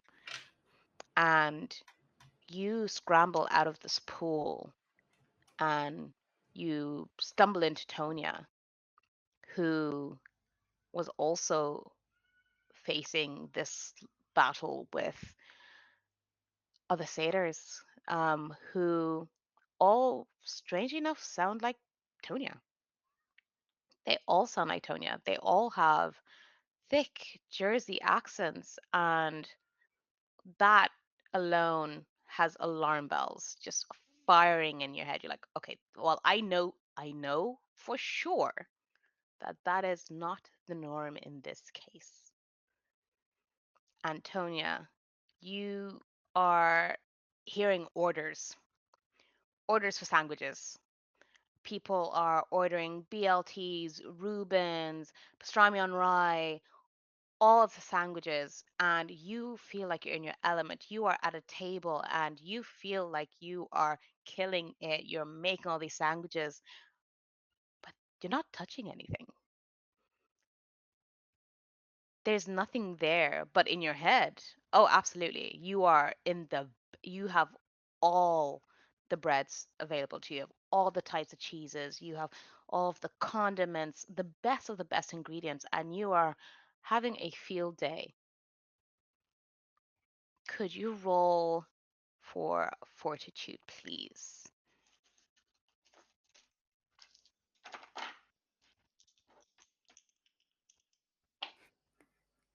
Hmm. 10. That's a face. Yeah. 10? 10. Mhm. There Ooh. there is, if I don't know if they made it, but there is a, Yes, a there die is, there if you is want. a die that is There's another D2. for any one of the players. So Go. you'd like to Is give? that cool? Okay. Is that cool? I'm Tonya. gonna walk over to Tony and I'm gonna pick like a piece of a cube of sugar and I'm gonna stick it into her mouth and be like, "It's not sandwich, but it will help you. Please eat it." And I'm Needs trying to provolone. needs ketchup. It's Needs ketchup. ketchup, mustard, oil. Okay, Tonya, could you roll a d2 for me, please? I got 2. You got 2. And that sugar cube seems to just pull you right out of that, and you just stare at this blank countertop. There's nothing there. And you look to Jim Chechnya and you're like, um, um, I I don't know what's going on. And you hear silence in the cave. Silence descends on you all like a heavy blanket, and that feeling of dread has just gotten so much worse. Can we have a look around at the cave? Does it look different now? Of course. So the cave doesn't look as enticing anymore. Where the bioluminescence was pink and you had those globes in the ceiling of different colors, that shine is dimmer. That glow is not as bright, and it's not necessarily a peachy color anymore. It's a very sickly orange. And that ground that was glittering, it feels sharp. It feels like these lots of tiny little sharp points. Whereas before you were happy enough to step on it, you can, Neri and Zimchachia, you can feel this. You can feel this quite acutely, that this is not the space that it was supposed to be. And the cave starts to throb. It is pulsing. The walls start waving. Maybe we should get out of here before this stuff happens again because, um, Door closed. Yeah, but maybe we can. perhaps trapped. Maybe I can maybe we can find a way, and I'm trying to look around, see if there's maybe an item that enchants this place or something that we can change.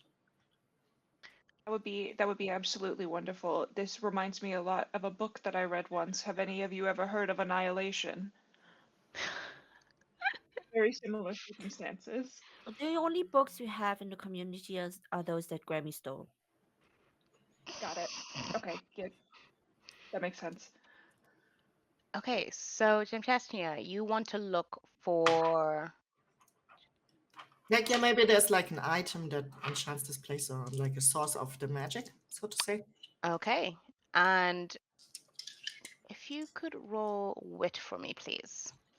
Yes. I'm happily if you want, I would kind of I would lend my Assist. my little monocle that I made earlier to try and help me with deciphering illusions, and I will lend it to you and to kind of boost your capability of understanding if this is all made up. So I will If you roll roll. my assist. Fantastic, thank you. And sorry, that was Distinguish it. wit. Yes. All right. Uh, 35. All right. Well, you have an extra 6 to that. Oh, nice. Okay, good.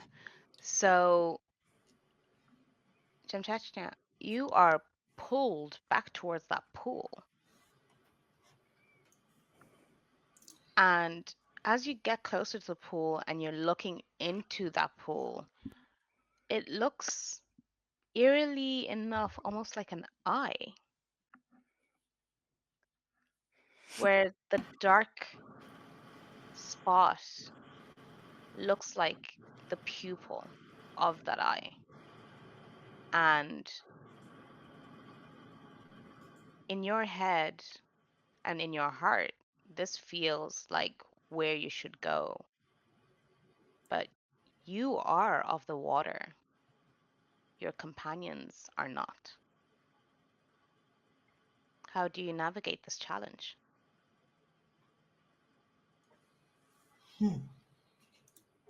First of all, you could really do with some eyeshadow because that's all.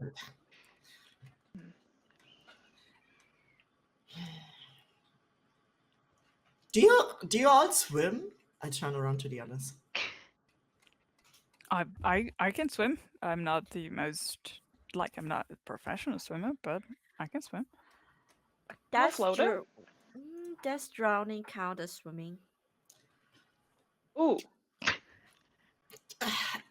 Technicalities? Mm, What was your plan? My yeah. plan was to go down there and see where it leads, but I feel like it's not really your place to be. It's all it's natural for me, but it's not really natural for you. So I don't think it maybe it's not welcoming to you because I mean you see this as well, right? And point to the eye. And what we see is just this kind of watery eye shape Yeah. in the pond. So the pool is, so those crystals that looked really alluring before, they are essentially the iris of this eye. And these crystals look moderately sharp, but this pit at the bottom, this pupil, seems to be almost pulsing with this cave. And this cave is getting a bit smaller. The orbs that were on the ceiling look a bit closer than they had been before. And the Ooh. walls are that sickly orange is getting close. I mean, alternatively, we could also try to stick something in it. Maybe that would also work. Could I make a wacky suggestion? Oh I love yes, the wacky. wackier the better. I have I Tonia specializes in the body school of magic. Hmm. Would any of you, perchance, like gills? Would it be all right if I gave us all some gills, perhaps a fin or two? I can help you with the word of power transform. Oh, beautiful. I can change the physical forms of people for better or worse. Yeah, One of you's I'd be ever totally wanted. down. So the plan would be to all jump in the watery abyss and find out what happens, trying to avoid the crystals as we jump into the abyss. Is that am I following correctly? Hmm. No. The What's your abyss? walls are getting even closer. Uh, So where Uh-oh. are your hands? I will take. I would help with the word of power transform, so you can like turn, just make gills for people, I guess.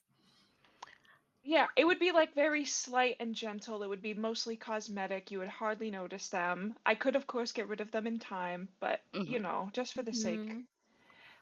Is that a health Um, check?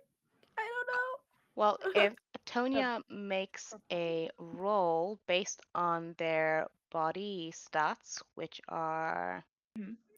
two, And it's not a magic two. roll. Yeah, it is a If magic roll. So their body level is 2, and they're going to use what word of power are you going to use? Um, I think kind of looking at the force, just like what I'm not a waterbound creature. I don't, that's not my silhouette that I cast. So I kind of am like a little bit in defiance of the nature of water. It would just kind of be like counter, like an answer to this problem, because that's kind of how I operate and function as an entrepreneur. Everything is kind of a counter argument. Hmm. So I would Your use the word power word is counter to kind of counter. counter this problem. Yes, I love because that. I work at a sandwich counter. You know what? I love that. I absolutely love that. Okay, cool. I Roll would, for me. yeah, I would like to help with the word of power transform. Cool. And what sphere are you going to use, Talia? I was thinking if I use an ability instead, Your like ability score? Yeah. I would either use health because it's like, a bodily function that helps you not Die. die, drown. Yep. Okay, cool. Yep. You can roll health and highest die, give to your cuz. The highest die I rolled was an 8. Okay, cool. And Tonya, what Eh, did you get? almost. I don't need to do this, but it's almost like a tick, just like a faux spellcasting focus. I just take a little packet of mustard and I just put it on the fingers and I go like this and give you guys some gills. I love this. That is a 10. Okay, so that is 18. an 18, and you feel a slight stinging, Mary and Talia, as well as Tonya. You feel a slight sting where the mustard was put on. And Tonya, your initial thought is, it shouldn't sting like this without eating it. Something is going very, very wrong. But then you feel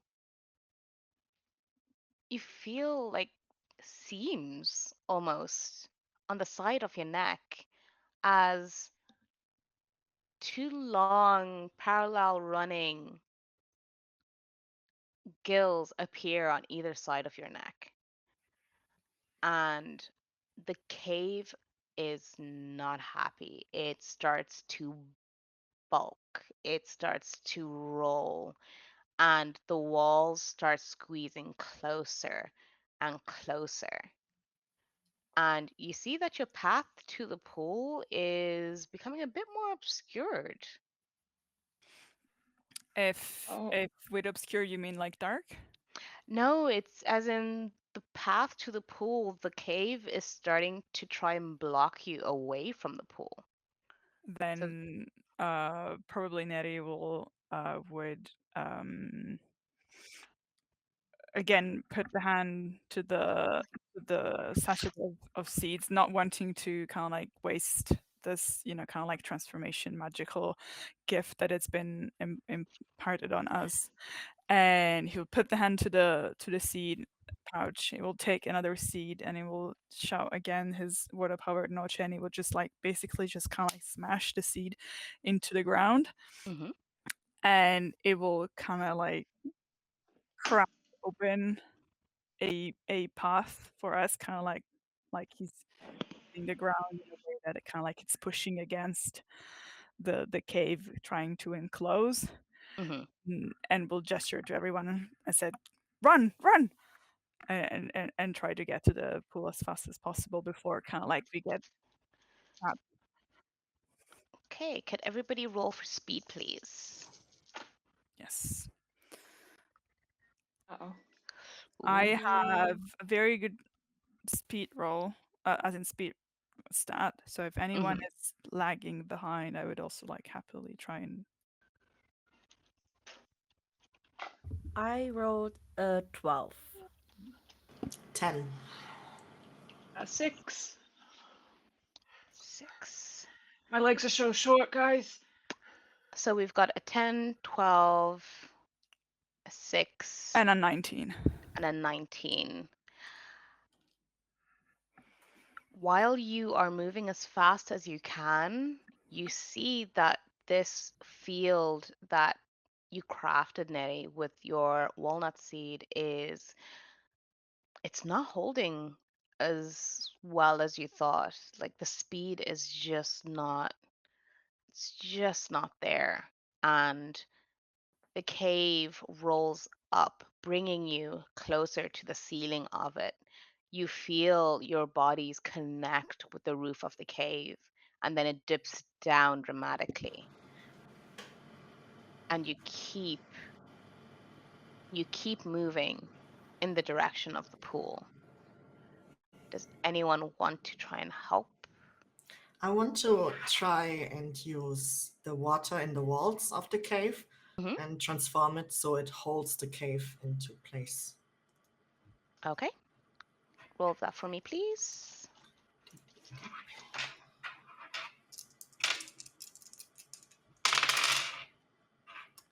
Not very good. That is, I believe, a 3. 3. You Yes. you feel the water in the walnut like saplings. You feel that and you fortify that as much as you can to try and keep the smallest of channels open to allow your party to get to this pool. And as the as the cave itself kind of drops you through some fortune, it's it essentially just propels you down towards the pool itself. But you are going a lot faster than you thought you were, and this landing is not going to be gentle. If everybody could roll for health, please, as you connect with the liquid in this pool. Oh, that's a 14 for me. 14, It's an 8 for me. 15.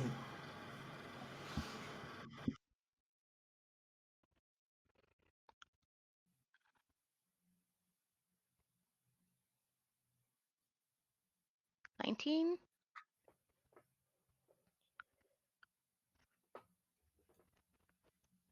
So we got 14, 15, 19,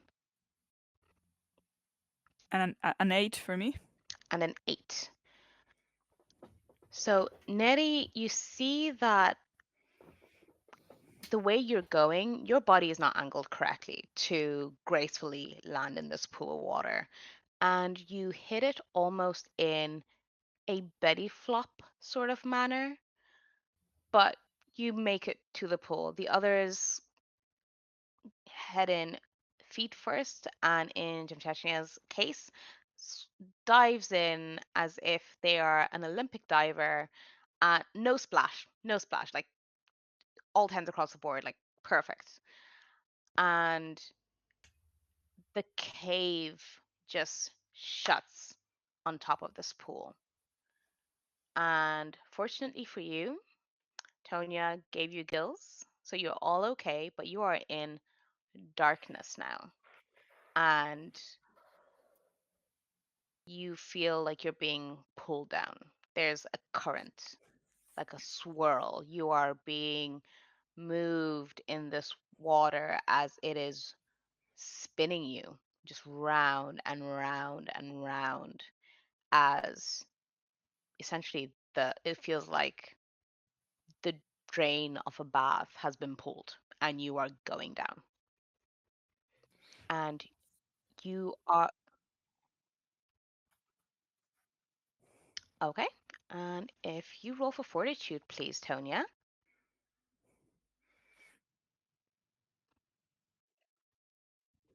Cool. Yeah. And to also to kind of like, it's not going to help a lot with the strength of the motion, but Nettie is going to unshield one of the panels of the lantern at his waist, and just kind of like pump some of his arcane being into the lantern to kind of like see if there's any sort of like shapes or forms, like if we can distinguish anything, or if it's just like this big mass of water. And just want to make sure we like, if we are going to impact something, or like something is going at us Yeah. from the water, we might have a little bit more of a chance to see it with a little bit of light, arcane Fine. light. So the glow the lantern emits is a honey sort of color. It is golden, it is gentle, it is soft, and you can see that what is happening, you really can't see what is occurring outside of where you are, because it almost looks like the water that's immediately moving you is still moving slower than the water just outside of your reach. It looks like a vortex. It just looks like a mass of white bubbles and rushing of water, and you are all deposited in an ungraceful heap in a meadow. There's no cave. There's open sky and yeah, cave, open sky, and you are spluttering, you're coughing up water. Obviously, you're not drowning, but the force at which the water is churning, your natural inclination of trying to breathe through your mouth happened. But you all land with a bit of wear and tear. There's a few cuts here. Now you see your shirt's a bit torn, your jacket, your corset has a few new strips that seem to be hanging off that weren't like that before. Jimchatia, you are sitting there dazed because yes, you're natural and a pro in the water, but you've never had water treat you as if you weren't kin. So that threw you for a loop. And of course, we have our earthbound satyrs who are still trying to get their bearing. They're standing, they're falling, they're unsteady, but you've all more or less made it out unscathed. But this meadow is not empty. And in front of you, there is a sleeping manticore who lazily opens one eye and then the other as they uncurl themselves to their full height and demand, why are you in my den? Well, we don't really know how we ended up here. It's kind of like the big swirly water thingy kind of like dragged us down here. And as you can see, except for this lovely villa, we're not really water types. Gem Georgina, you look great. Yep. Mm-hmm. Hmm. I want to say you do too, but I would be lying. We're all wet. It kind of like I look Not like put yet, in Teddy's the head is kind of sometimes. like I flat put on his in the face. best flowers I could find. They're a little drowned. They're You a need little some. drowned. You need. Yeah. You like. You just need some fresh clothes. That's all. You yourself look fine, but your clothes are. Yeah. Well. Okay, so I mean, I also fell down, but I'm also mostly looking for a green shiny acorn. A green, shiny acorn, and why should that matter to me? And, and maybe you It's saw a one. beautiful nut. One that you may be interested in or have seen before. Looks a little something like this, the giant jewel on my ear. If you have seen it, we are looking. Also, we don't really know how we ended up here, and we're sorry for disturbing your rest. Why does it feel like absolute dread in here? Oh, that is just some of my own natural defenses. I do not like being bothered by creatures, especially ones that have not been invited. And this manticore starts kind of lazily circling all of you, sniffing at you. I And this creature is towering over you. And it's like, you smell like like you want something. I know you are looking for your nut, as you said. acorn. Uh, yes, acorn. And what of you, Waterkin? What are you seeking? If you happen to have a little silver crown, that would be very fabulous. Oh, a silver crown, my dear. I have many, many a crown. And yourself, traveler? You are far from home, no? I believe I am, even if we're not exactly sure where this is all happening. But yeah, as my fellow traveler said, we didn't mean to intrude on your nest, on your house. We just were quite literally dragged here. Um, and we don't really mean to intrude if there's any chance of, parting peacefully. I'm sure we would all be very happy with that. And of course, by any means, if you happen to have any information about the, aforementioned treasures that my friends here are looking for, I think they would be delighted to, maybe recompense you for the trouble of, helping them find them. But if that's not the case, we can get out of your net pretty quickly if you tell Oh, us where the exit is. oh, my dear, there is no exit unless I will it so. What items of value can you give me? What is a new? I'm so tired of things. I don't want things. I want experiences. Have you had a sandwich before? My friend, A, s- a, s- a, s- a sandwich? They're great. Tonya, show them. yes, of course. All right. I fall to my knees and I whip my bag off and I spread out a little blanket and I just start going to town making the Miss Manicore, you seem like you would prefer perhaps a melt of some kind. You look like a pepper jack fan, maybe a bacon guy. I, I, Maybe. I do not know of this Jack of Pepper of which you speak, and this guy of bacon. This manticore is like Mm. kind of like shrinking away from this bag and kind of going around to Jemchechna and Neri and looking at them intensely, and they're like, I do not take kindly to witchcraft being performed in my home. What is happening? And then he was like, no, no, no witchcraft. There's absolutely no witchcraft here. To be honest, I would like to know the answer to that question as well. And what are you going to give me? I have this wonderful brush that will do wonders for your fur. It is so beautiful, and it has the best bristles. It will make you look so shining and so fabulous. And I pulled out this really ugly plastic brush that I picked up on the beach before.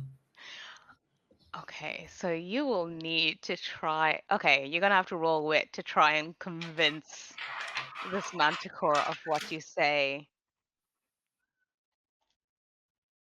I'm just making jazz hands while Tonya's making a sandwich. Like, yay, sandwich! Spear fingers. I'm making a spread for everybody. And meanwhile, is what does this place look like? You said it's like it's a big meadow, so it's just a big It's field.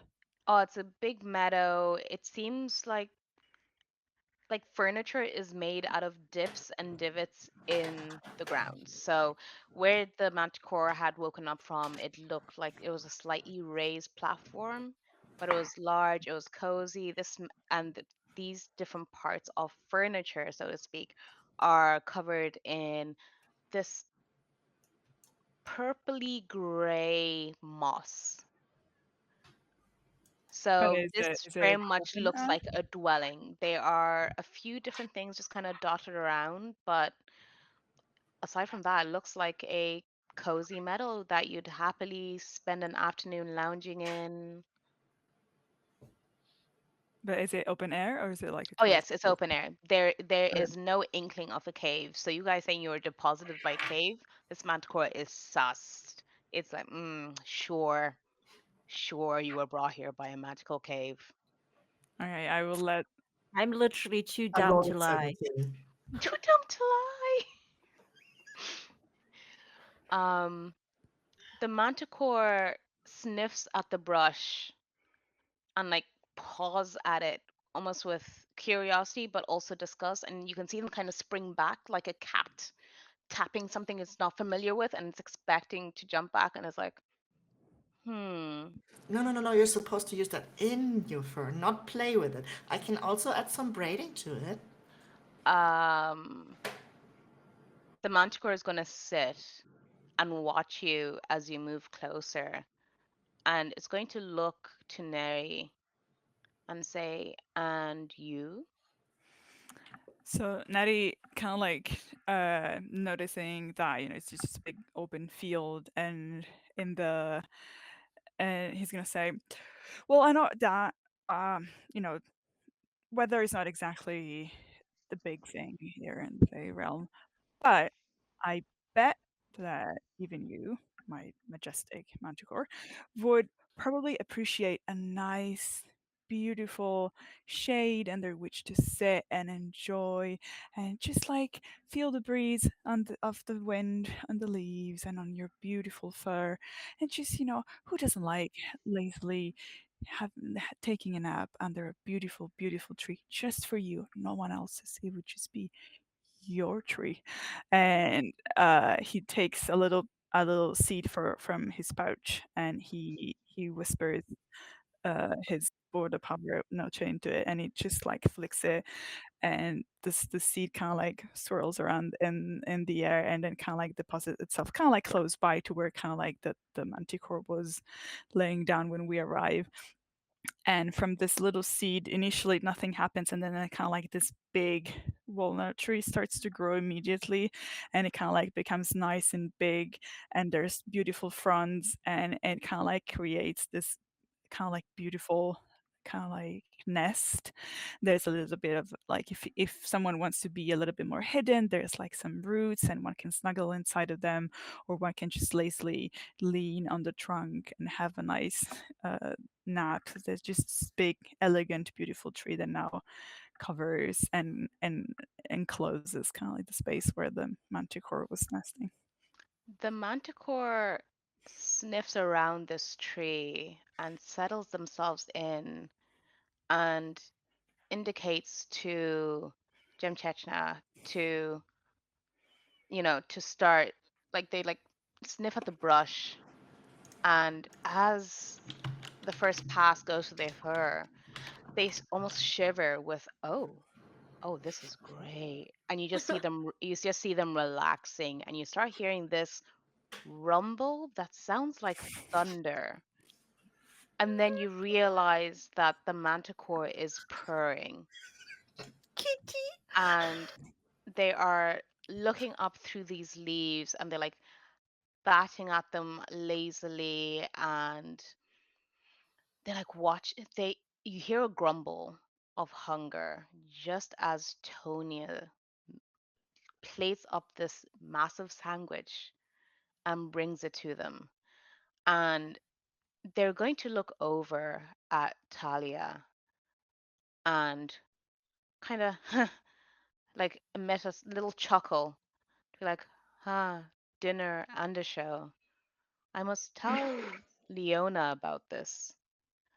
And they dig into their sandwich and they demolish it. Like it's, when a cat, when you're 5 minutes late feeding a cat dinner and then they just go, "Rah," that is exactly what happens. They take one little bite at first and then all decorum is lost. And they sit there fed, groomed, and pampered with this tree of their own, which looks like a very fancy cat bed, like the whole situation. And they look at them, at each one of you, and they look at you, Neri, and say, my dear, you will want to talk to these one's grandmother about that which you seek. Wormy? Yes, the one who is not allowed to visit my domain because I always seem to lose things when she is around. And And she has what you seek. Gem Chechnya. This will help you on your mission. And you were right that this plague on the waterways was not natural, and this crown will serve you in the future. Someone may come for it, but you will need to discern whether or not they can be trusted. Talia and Tonya, give your grandmother my regards and tell her she's still banned from visiting my domain. yep, But not the first one. I will No. see her soon, and you can take this with you. And in their paw, you see this.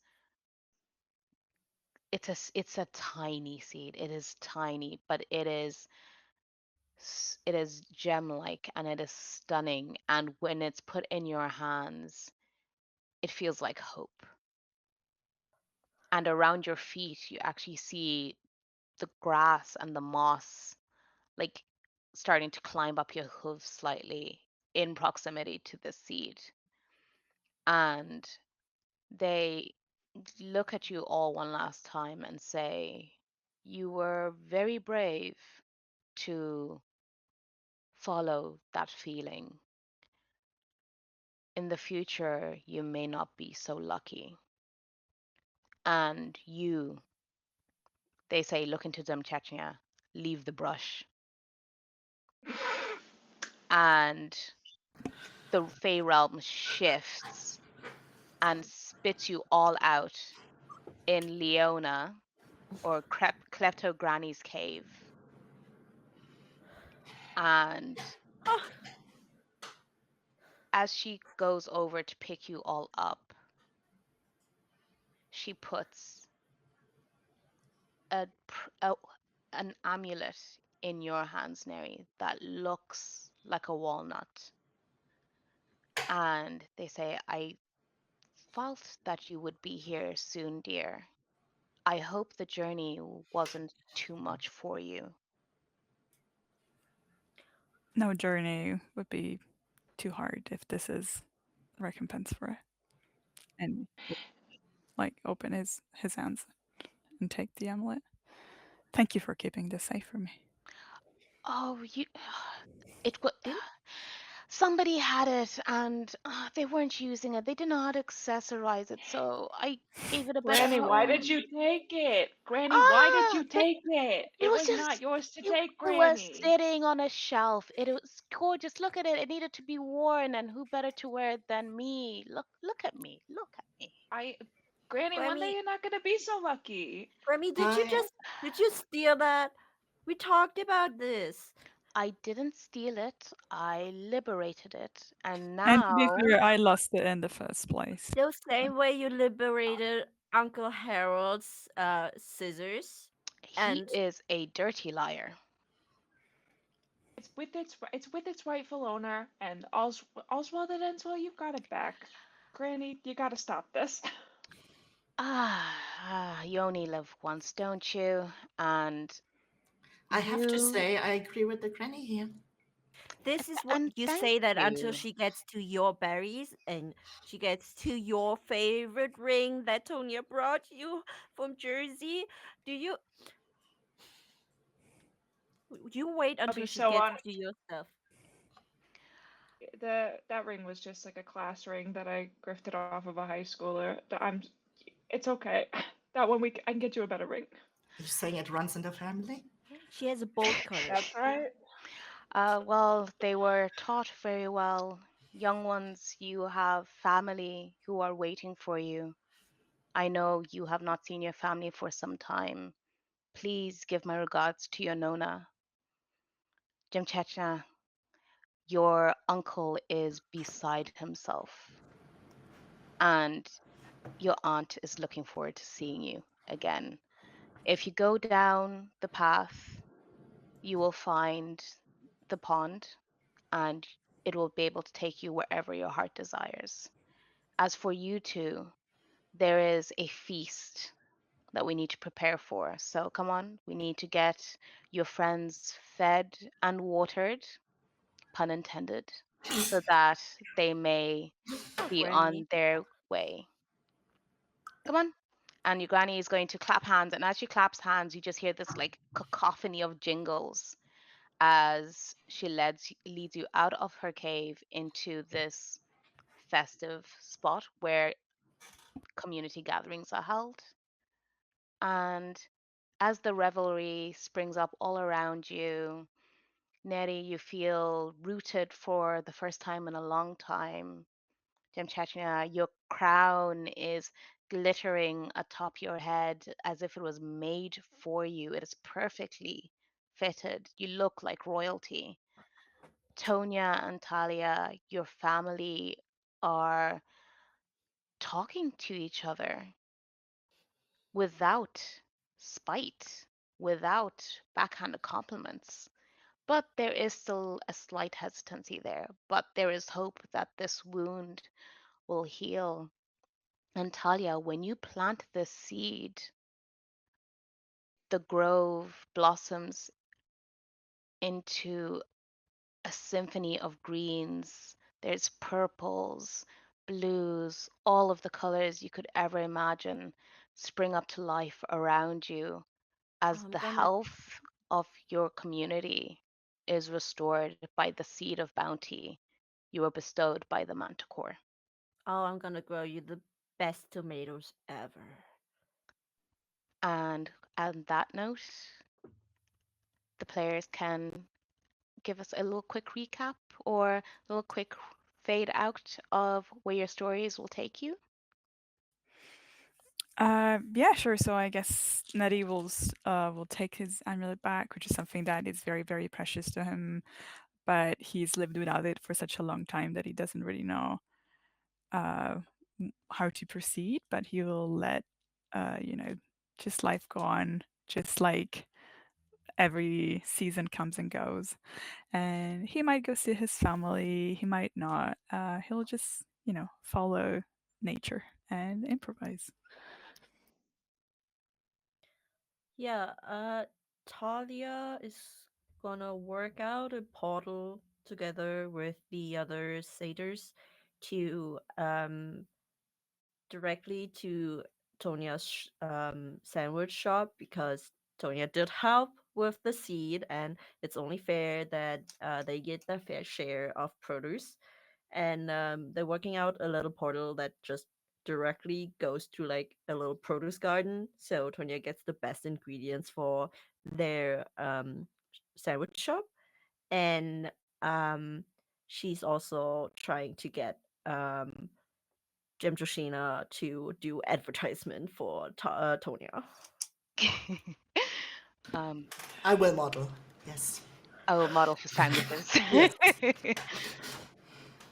Tonya makes like an active effort to, like this point forward, I think makes a more concentrated effort to be in those two places, like have kind of a more even split of time where they are happily situated and running their own business, but take the time to visit often and kind of start to soft come up with like plans for developing in a new, maybe a new location or open another location. And they are constantly like running it by Nettie, and they're like, "What do you think about this for infrastructure? Could your magic do this with some vines, perhaps?"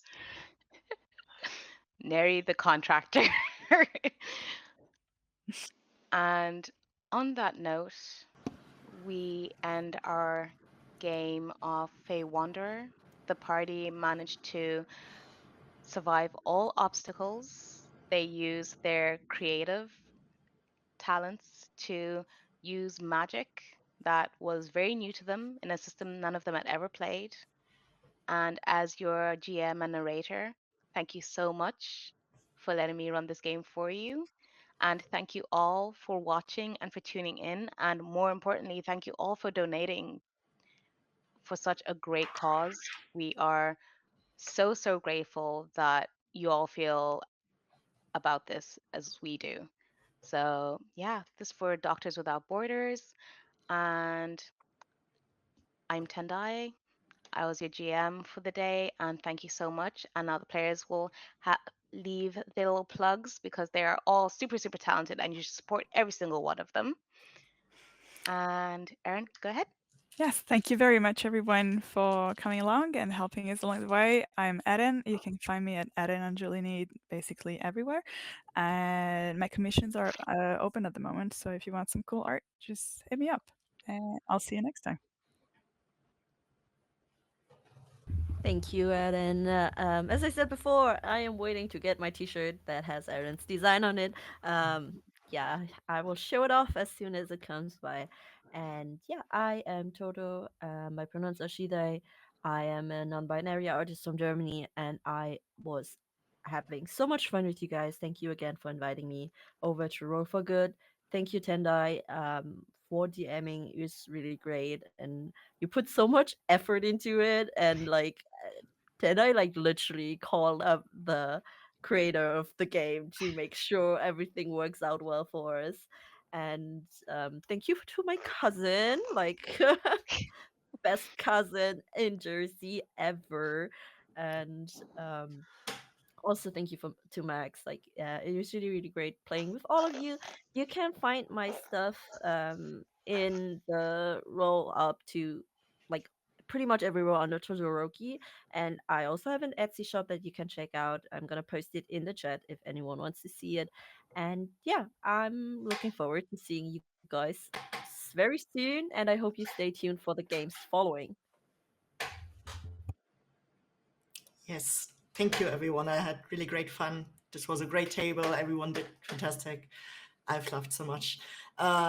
I'm basically Viva everywhere, and you're hearing it here first. I will come back after a 12-month hiatus because of burnout in August with my first actual play show myself. As a DM, I will be starting Ragnarok, Echoes of Doom, D&D 5e, Norse mythology setting on my channel in this coming August. So that will be my comeback to Twitch. Yes. That rules. Um, Thank you so much. This was so fun. This is such a great and fun table, and it was so amazing playing this system. And the Tendai GMing was so good. It was so fun. It was so rich. It was such a treat. And this cause is so awesome and so incredible. And you can find me at I'm Martha. You can find me at Martha B Neal. That's my handle for everything. And yeah, this is my second actual play experience ever, and it was so much fun. So thanks. Thank you all so much. And we will end it there. Thanks, viewers, and hopefully we'll see you soon. And thank you all for good for this wonderful opportunity. I had a great Thank you, time. everyone. Bye. Thank you. Bye. Bye. Bye.